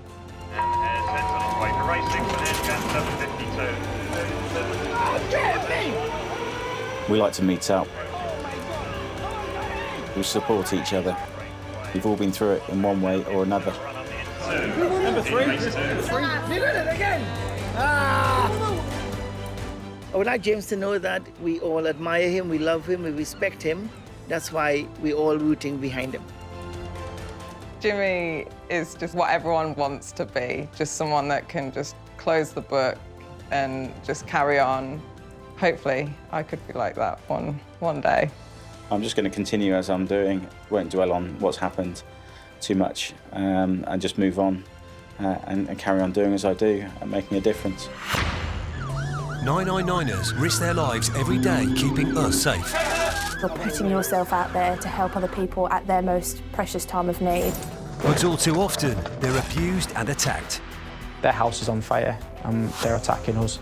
I was standing up with her hands around my throat. These personal attacks on police, paramedics and firefighters are at an all-time high. He's telling me I'm going to kill your wife and I'm going to kill your family and I'm going to kill you. Leaving them traumatised and unable to work. How do you come to terms with knowing that you can't go and do the job that you love? But while the violent criminals responsible are hunted down and brought to justice, our protectors fight to get well and back on the job. We kept people safe, we put away the bad guys. I'm not going to let some man ruin it for me. This is my future, this is what I enjoy doing. Ready to face the next critical incident.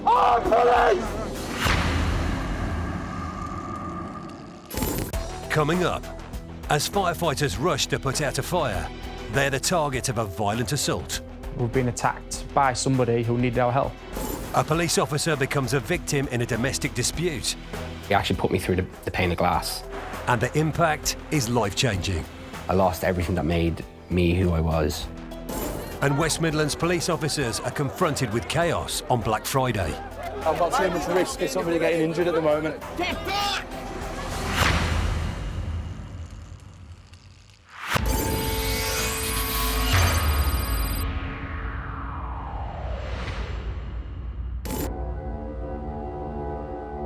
There was a house fire. Fire had broke through the front window. The house was fully engulfed in flames and smoke. We put 2 teams in straight away. Everything was going as it should be. And then things just sort of started going wrong.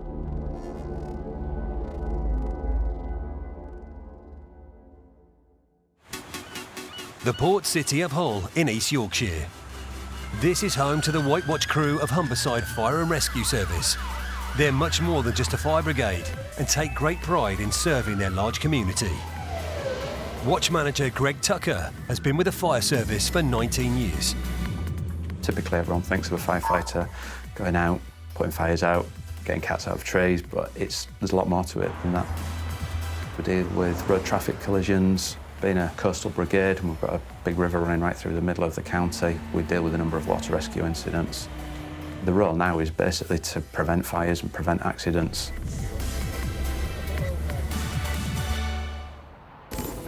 This crew work 24-hour shifts, so they spend a lot of time together. Hello. It's a very tight-knit watch, and it's important that you've got that. The trust aspect is huge, and we have all got each other's back. I can rely on them, and they can rely on me. I'll, back them 100%. Got one or two characters on there, which I think every fire station has, and it just helps to build that camaraderie, and everyone sort of bounces off each other. One of those characters is Luke Burzins, who's been a firefighter for 15 years. My father was in the fire service. I've always seen him, as I was growing up, enjoying his job, and it's just something I've always wanted to do. Even from a young age, I can remember wanting to do it, and when I was finally old enough to apply, I applied at the age of 19 and got in. Daft as it sounds, I actually enjoy going into fires. I enjoy getting hands-on and looking after people. It's a rewarding job. He's a really super professional guy. He takes a great deal of pride in the fact that he's a firefighter. He always wants to be the best that he can be. It's a real privilege to have him as part of my crew, and he brings a lot to it. I wouldn't say it's a hard life, but it's not an easy life. The stuff we do go to, the stuff we see, you have to be able to have a laugh and a joke, but really serious when we need to be. We'll do stuff together, we'll play footy together and have a sit-down meal on the night, just to bond, really. Luke is the self-appointed chef for the watch and loves getting the crew round the table for a big feed. As long as there's loads of it, they're usually happy. I'm a bit of a feeder, I think. Usually lots and lots of food, far too much, but we always manage to, I seem to manage to eat it. I manage to use every pot and pan in the kitchen, that's the only downside, so there's lots of washing up whenever Luke cooks. It is like a family. There's ups and there's downs, as there is with any sort of family, but overall, it's a very positive working environment, I think. But Greg and Luke were put to the test in July 2019, when they were called out to a house fire in a nearby neighbourhood of Hull. I was in charge of the second engine, Greg was in charge of the first engine. As I was coming down, there was a lot of people on either sides of the road already. There was a bad fire taking place. It was coming out of the downstairs windows. The house was fully engulfed in flames and smoke. We'd had reports that there might be people in there still, so we put 2 BA teams in straight away. So we had 4 people in the job in breathing apparatus. Myself and Luke did a 360 and just had a little bit of a look around to see if the fire had spread, where it was, and everything was going as it should be. The crews were in there dealing with the fire, searching the property to make sure everything was okay.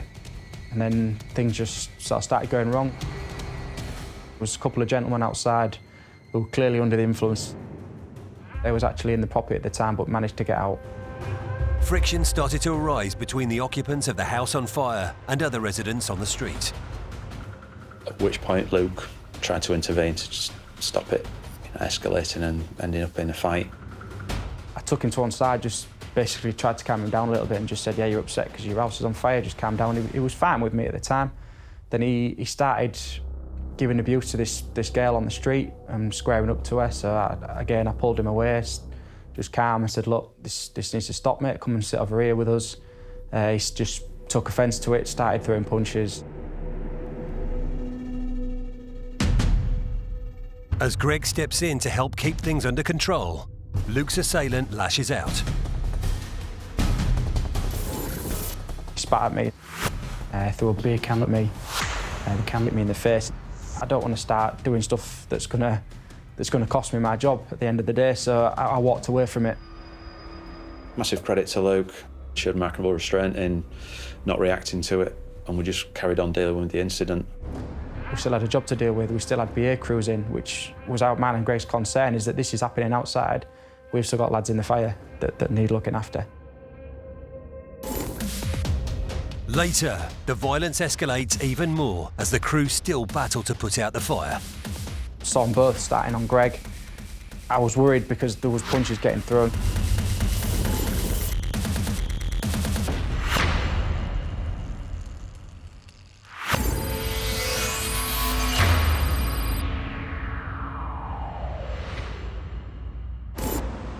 Birmingham, often referred to as the UK's second city, due to its size and population of around 1.1 million. Keeping the peace in a city this big is no small feat, and life on the front line here can be dangerous. In 2019, West Midlands Police saw a 23% increase in the number of attacks against their officers. It's going to be times 2 assault PC. This means the officers must always be on their guard, and today they must be extra vigilant. It's Black Friday.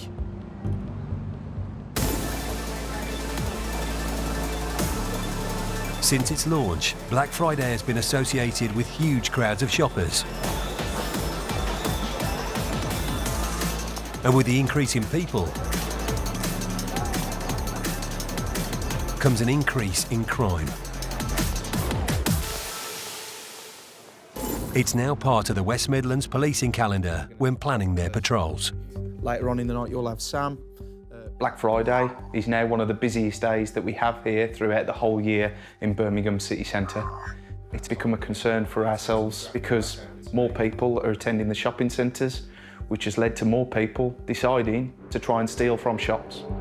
Not only that, we see a rise in the violent crime and organised people who are deciding to rob people of their personal belongings whilst they're just out shopping and going about their normal business.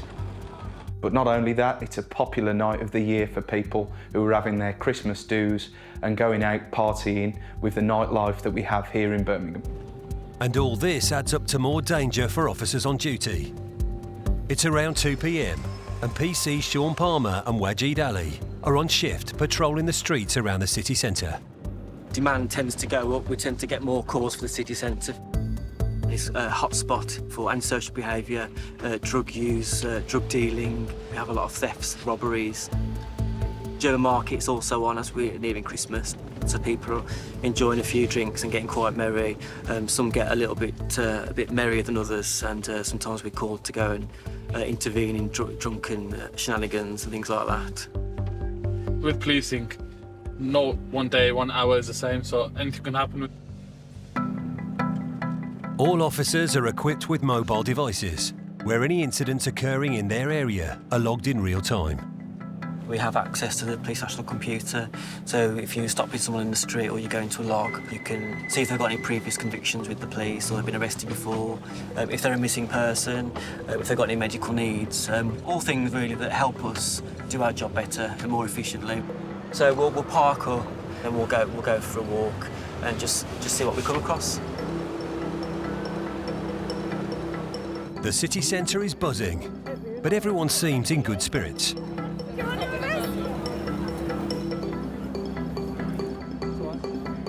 So this top of here, which is Victoria Square, is one of our busiest hotspots for the German market, because that's where all the major bars are, and we get a lot of pickpocketing around in that area.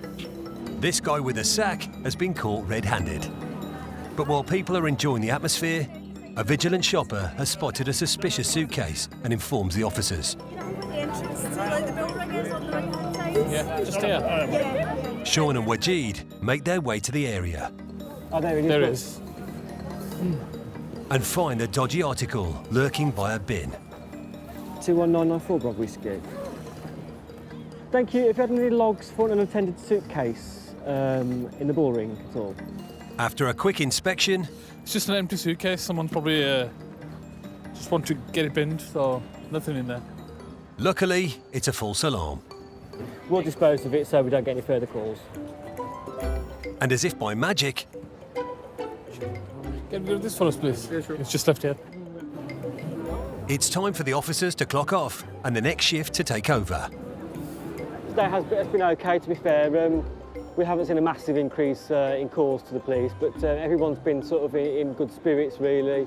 Footfall's high, but in terms of any issues, we've not had any issues. Everyone's been peaceful, everyone's been nice and jolly, enjoying the festivities, enjoying the German market, and enjoying the shopping, so everything's been fine. Black Friday has got off to a good start, but it's still early. Later, as the nightlife gets underway, crowds get out of control at a club. It's a bit of chaos at the moment, to be fair, and there's a lot of people getting a bit irate.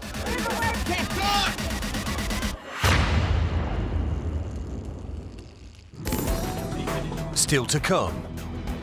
In Humberside, firefighters face even more aggression as they put out a house fire. We're an easy target because we aren't going to retaliate. We're not there to do that. And a police officer who's been the victim of a horrific attack discovers a passion that helps him on the road to recovery. I had no hope, and now I'm living this just incredible life.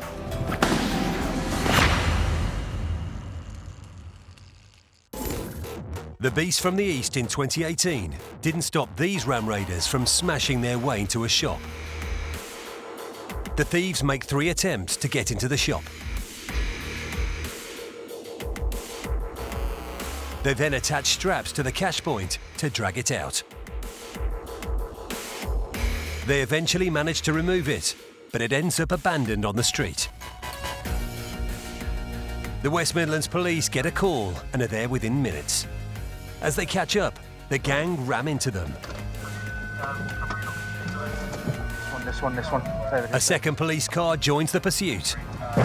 It is also rammed by the gang. We've just been rammed, 4-6, behind the 2 vehicles now. What road are we on? A fire extinguisher is set off as the gang attempt to escape. Thank you, Mike, 4-6, we've got... The Land Rover crashes and the driver flees into a hedge. Go, stop! However, the police are hot on his heels. They swarm the area and find him hiding in the snow. Just 26 minutes after the 999 call, the police succeed in arresting the driver, despite being rammed twice.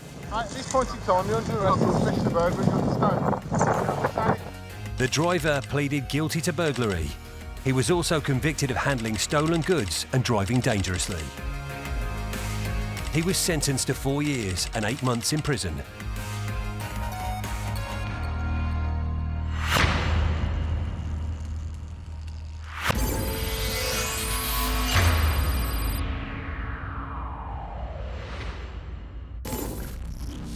The White Watch crew of Humberside Fire and Rescue Service have been called to a house fire in Hull. We had 4 of the firefighters in breathing apparatus that had gone in to deal with the fire and established that there wasn't anybody in the property. The 2 male occupants are in the street and becoming increasingly aggressive. One of them attacks firefighter Luke Burzins. I saw this can whizzing across and hit him in the face and then bespatter. I don't want to start doing stuff that's going to cost me my job at the end of the day, so I walked away from it. As watch manager Greg can see the tension building in the street, he keeps a close eye on the situation. The 2 occupiers started making their way down the street. It's unacceptable that somebody had been attacked, so we went to try and speak to them, find out who they were and what had happened. The other guy took his top off and decided he was going to try and attack me. Saw them both starting on Greg. I was worried because there was punches getting thrown. And I ran in and managed to grab one of them.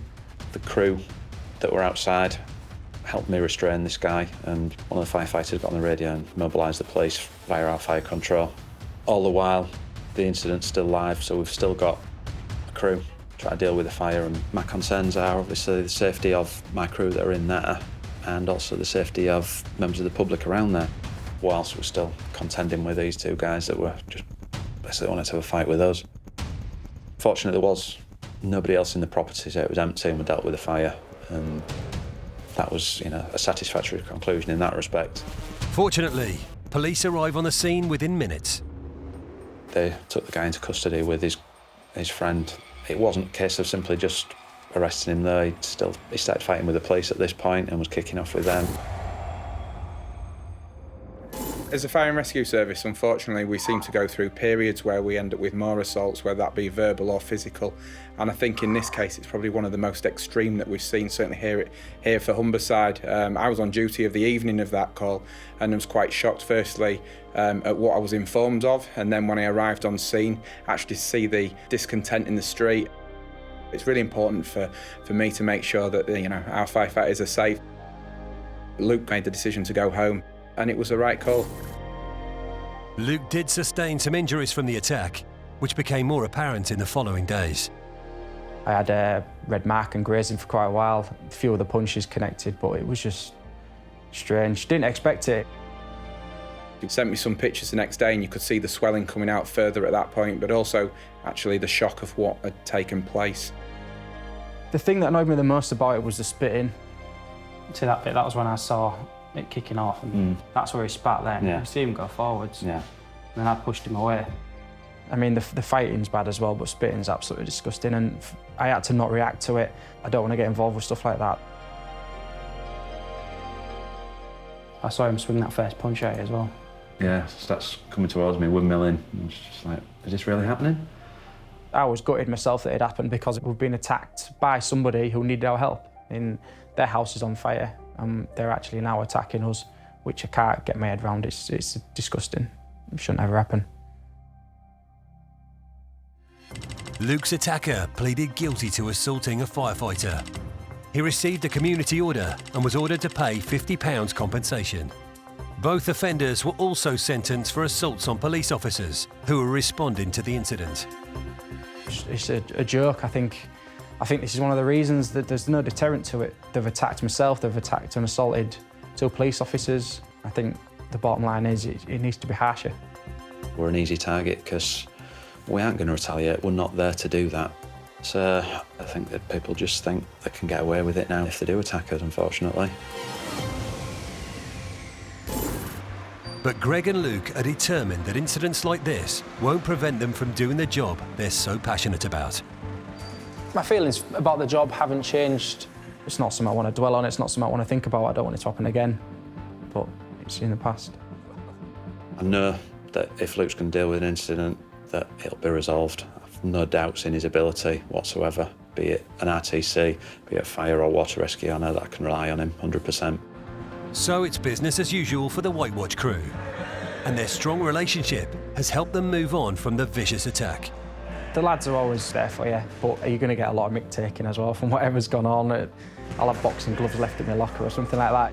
That's the part of this job you have to make a joke about it, because if you take everything too seriously, then you're going to end up depressed or you're going to end up sad about it. You've got to be able to joke about it. So the lads have took the mick out of me quite a few times for it, but you expect it. We'll go out together, socialise together, and that builds and fosters that family environment, really. Best get in the gym this afternoon then, Luke? I'm going to need to. There's going to be a lot of food tonight.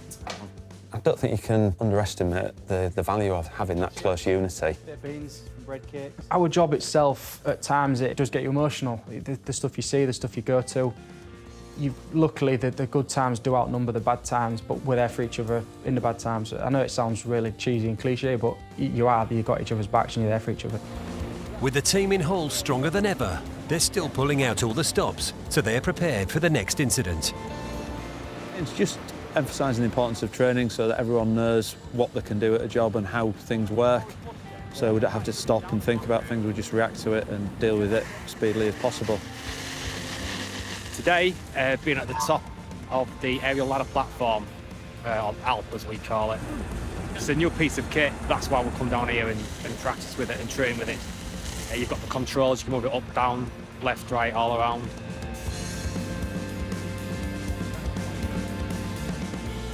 It's an incredibly rewarding job, and I think probably the best job in the world. I love being a firefighter, I love coming to work, I love helping people, I love the guys that I work with. Everyone that joins the fire service has done that because they want to help people. If we come to an incident, we're going to do our best to resolve it, and we don't want you attacking us basically when we come to do a job that we're all really passionate about.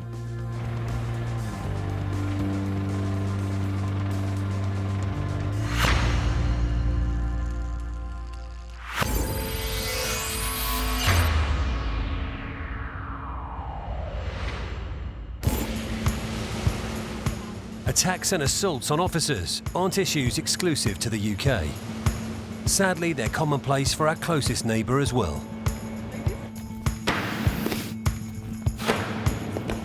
Brendan Doyle has always been passionate about joining the Irish Police, known as the Guards. I always had an affinity for wanting to join the emergency services, especially the police. I went through college and I remember sitting in a lecture one day And I smiled at myself because I knew that this is my career, my life sorted at such a young age. I was like 20 at the time, 21. I was just delighted to know that I was in the career which meant everything to me. It was all massively rewarding. Even on a one-to-one basis, I could still be that person who helped someone in need.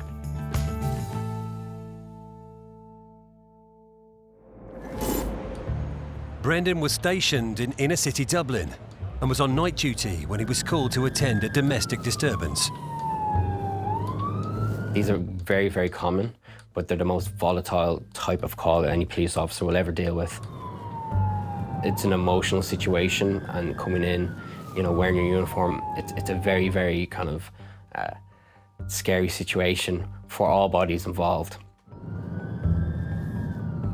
En route, we were, you know, making our inquiries to make sure we knew what we were going into. You know, was there any priors in the house? Was there any weapons? And there was nothing there, so this was a standard call for all intents and purposes.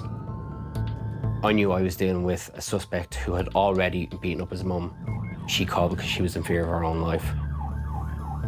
When we arrived, I saw the front door swing open, and this was even before I got out of the car. So he knew we were called, and he knew we were coming.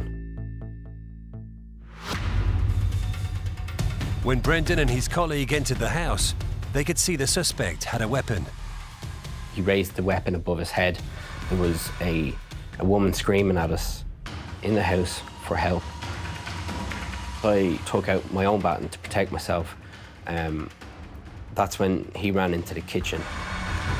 Going into the kitchen is like dousing this whole situation in lighter fluid. It's an arsenal, because everything becomes a weapon. Knives, forks, boiling kettles, anything that's on the stove. It all can be used against us. But unfortunately, you know, he made the kitchen. As I approached the kitchen door, it was half wood, half glass, so I could see into the kitchen. Out of nowhere, he just peered out from behind a wall and holding a chef's knife, and he pointed that knife right at me. He went to stab me and then pushed me through, so he actually put me through the pane of glass. I didn't feel anything, which was kind of crazy. It wasn't until I looked down and I noticed that my hand was just dripping with blood, and I've never bled so hard in my life. And at that stage, my backup had arrived, and it actually took 2 riot shields from the public order unit to subdue the suspect. I walked out to the front of the house and I slumped down on the ground, and I just tried to stop the bleeding. It just wouldn't stop. One of my fellow members put me in the back of a patrol car, and he brought me to the hospital. I was in the hospital for a few hours, and I had to get some nerves removed and some work just to stop the bleeding. And I didn't get home till about maybe 4 o'clock that morning. And I slept like a baby that night, and I didn't know, but that was the last night of good sleep I would have for about 5 years.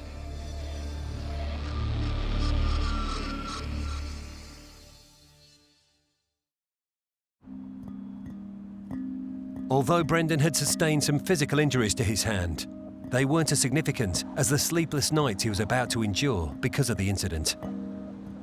We've all had bad dreams, but a night terror is, you know, it's real. You think it's happening. So I was asleep, and in that dream, the suspect was stood over my bed with the knife, and I could actually feel my bed wet with my own blood. This would happen every night, and I would go to bed kind of growing more nervous about what's about to happen in sleep. And eventually, you know, I stopped going to sleep. It was so intense. My house felt like a prison. These feelings of frustration and anger seeped away into my daily life. I was afraid of the dreams. I was afraid of just constantly living on that day. I didn't want to live in that day anymore. I didn't want to recall it every night. No one wants to do that. Eventually, Brendan stopped going to bed at all. I would get in the car and I would drive. It would fill the hours. It would feel like I'm doing something. instead of just looking at the ceiling or looking at the walls or looking at the clock. Eventually, it got to the stage where I would do a 6 or 7 hour drive and I would be returning home when it's bright out.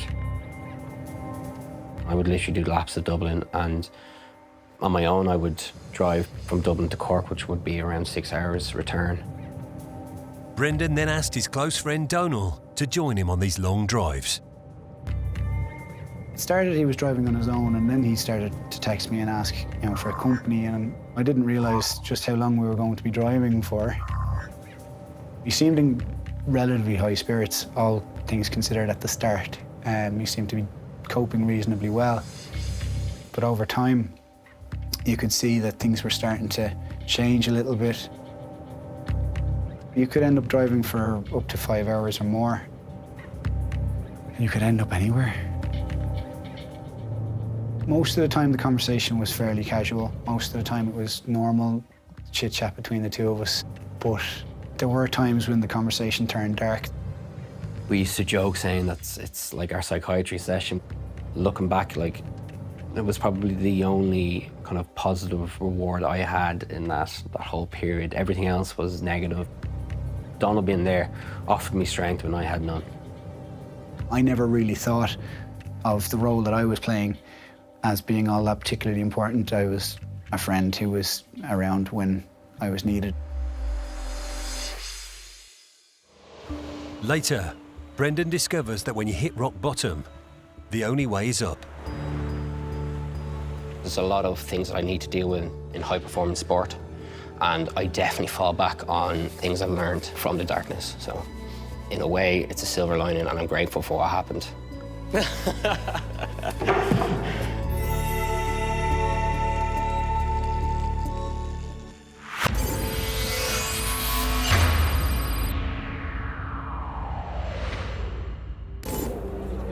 In Birmingham, it's Black Friday, one of the busiest days for West Midlands Police. At Digbeth Police Station, Sergeant Dale Quiney is briefing the night shift for the evening ahead. Our key point moving into sort of 11 o'clock time is in around showing high visibility in the key areas. That's going to be about interaction with the key bars and clubs and letting them know that they've got just as much a role to play tonight. Black Friday does bring extra risks to ourselves as police and also the ambulance service. The reason this is because people decide to go out, get drunk, or take recreational drugs, which leads to them behaving totally irresponsibly, getting involved in fights, getting involved in antisocial behaviour, and we as the police then have to go in and take action. Right then folks, enjoy, feed into me, any issues, but it'll be a good one tonight. It's 9 p.m. and PC's Dale Harwood and Martin Breon are headed out for their night shift in Birmingham city centre. No, the regulars are out. It's a busy night. We normally do these nighttime economies and we get the heavy footfall, but we've got quite a few other variables like concerts going on. And the German markets. And we've got the Christmas markets going on at the moment as well, so we've got a lot of people here for that. So you've got a lot of people in the city, and so we're going to have to try and deal with that as best we can, really. We will have a few more officers helping us. Still not enough, but a few more. We don't try and arrest. We're not trying to go out and purposely try and lock people up. That's not how we work. We want to just keep people safe, and hopefully they go home safe, and so do we at the end of the night. So just try and keep order, really.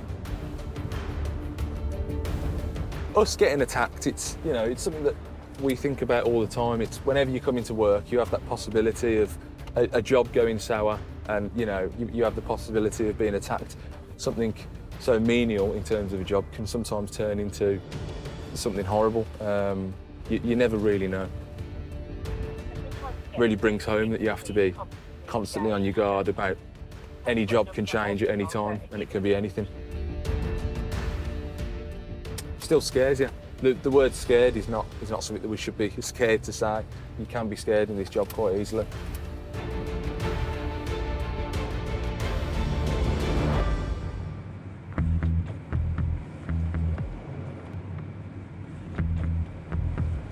That's it, wait, and then go when I'm coming towards you.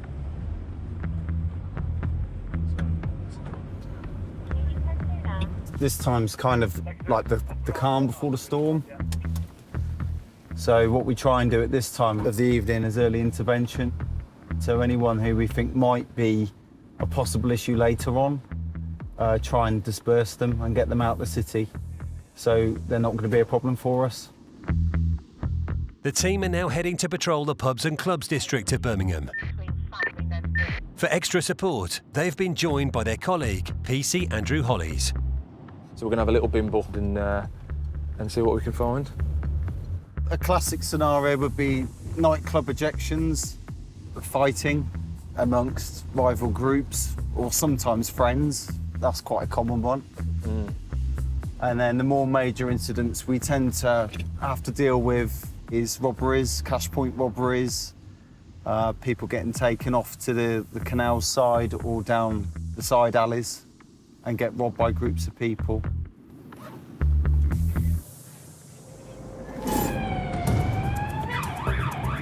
Within a few minutes, a call comes in regarding a club in one of the busiest night spots in the city centre, and they blue light their way to the area. So we've got an incident going on at the moment where there's a male being aggressive to door staff. We do have a lot of other units going, but they just want a bit more support.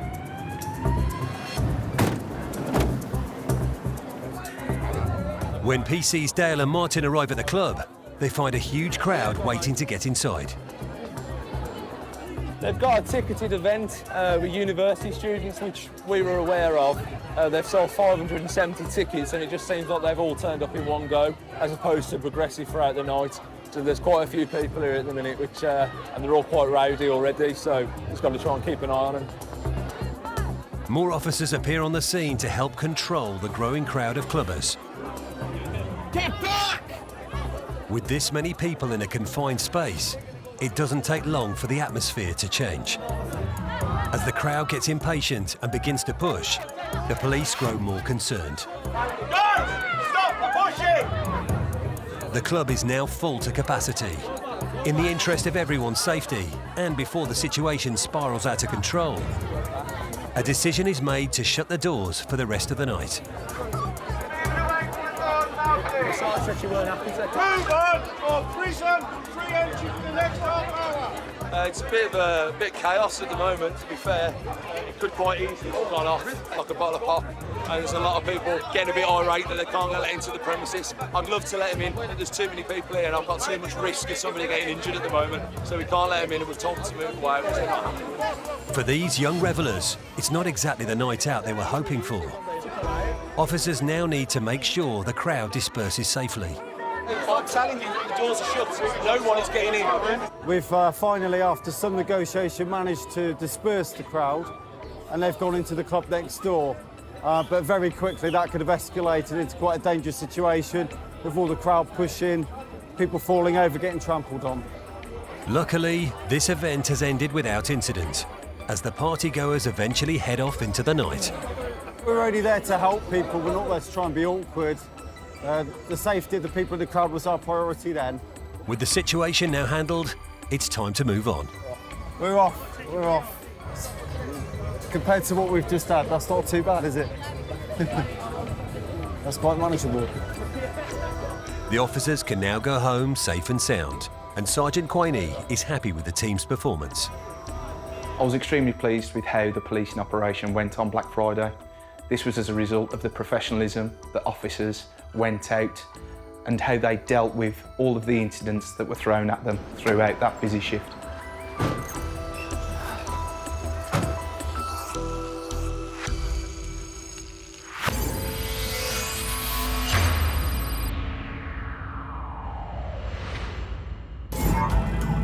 In Dublin, police officer Brendan Doyle was viciously attacked while attending a domestic dispute. He went to stab me and then pushed me through the pane of glass. It resulted in nightmares, and driving through the night with his friend Donal was the only way he could deal with his chronic insomnia. But the lack of sleep was beginning to have a profound effect on Brendan's life. It was so consuming that, depression started setting in. It was a slow burner, and these things just started to develop on top of things, so it just kind of manifested. Everything was falling apart. I lost everything that made me who I was. As well as depression, Brendan started to suffer from panic attacks. My vest felt like a ton weight. My collar was tightening around my neck. My seatbelt was locking me into my chair. I was completely taken for surprise. I told my sergeant about this, and he suggested I take some time off, that there's something still going on. You need to take some time off to debrief. After trying everything from counselling to sleeping pills to antidepressants, nothing worked. I remember just waking up one day and decided that the only answer was to try to take my own life. You're so convinced that this is the only answer and there is no hope. You know, I genuinely felt hopeless. Thankfully, Brendan turned to the one person who'd already been down some long roads with him.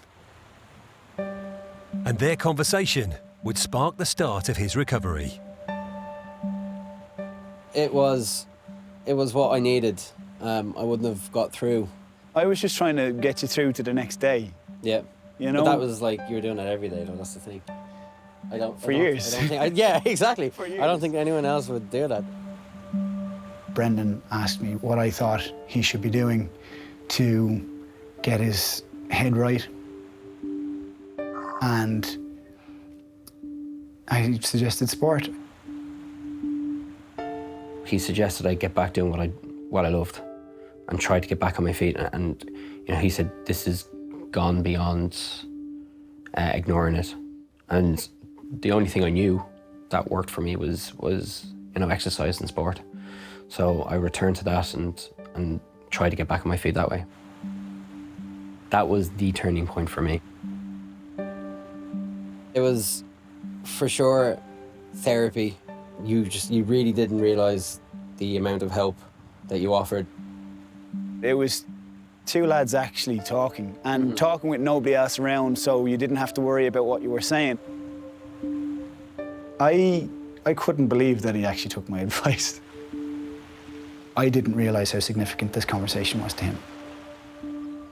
I owe him my life, absolutely owe him my life. Brendan was finally in a position to make some positive changes in his life, but it would mean giving up the career he loved. Despite being a job that I wanted, and in fact it was my dream job, I have to admit that I need to go down a different route now because of what happened, and I don't regret it. It was the easiest decision to make, but it was the toughest decision I've had to make. I just basically built it up slowly, a day, an hour. That slowly kind of evolved into 3 or 4 days, and I remember getting an offer from my local athletics club to say, do you want to go back sprinting? And I took that up, so that was structure now. It gave me a goal. I went from passive, hopeless, nothing, to looking forward to doing something constructive. And that kind of sparked positive reinforcement in my life, and it started seeping into other areas. Getting back into the gym was the catalyst for my kind of rehab. It's got me healthy, it's got me happy. Returning to the gym led Brendan back to a winter sport he'd dabbled with in his teens. Skeleton racing. This has been a game changer.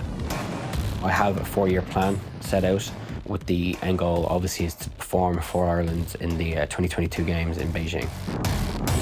When I was struggling and you said, hey Brendan, hold on man, you're going to be going for the Olympic Games in 2022, I would have laughed at you. I'm the man I am because I suffered through what I suffered. The very thing that nearly ended everything is the thing that's fueled me through the problems and the hardships that are ahead of me. I've picked an incredibly difficult sport to do, and I'm competitive. And the only reason I'm competitive is because of my mindset. And I'm only able to do that because of what happened to me before. Really lean on your arm. I need that falling start. He finished in the top 25 in the world and last year at the World Championships. He's got every chance. He's got every chance of not just going to the Olympics, really causing a major upset at the Olympics. I'm going to be hungrier than everyone else there, and I've got an awful lot of ambition to do my country proud. If he got to the Olympic Games, it would show just how far he's come. But even if he didn't make the Games, he's already won to still be here at all.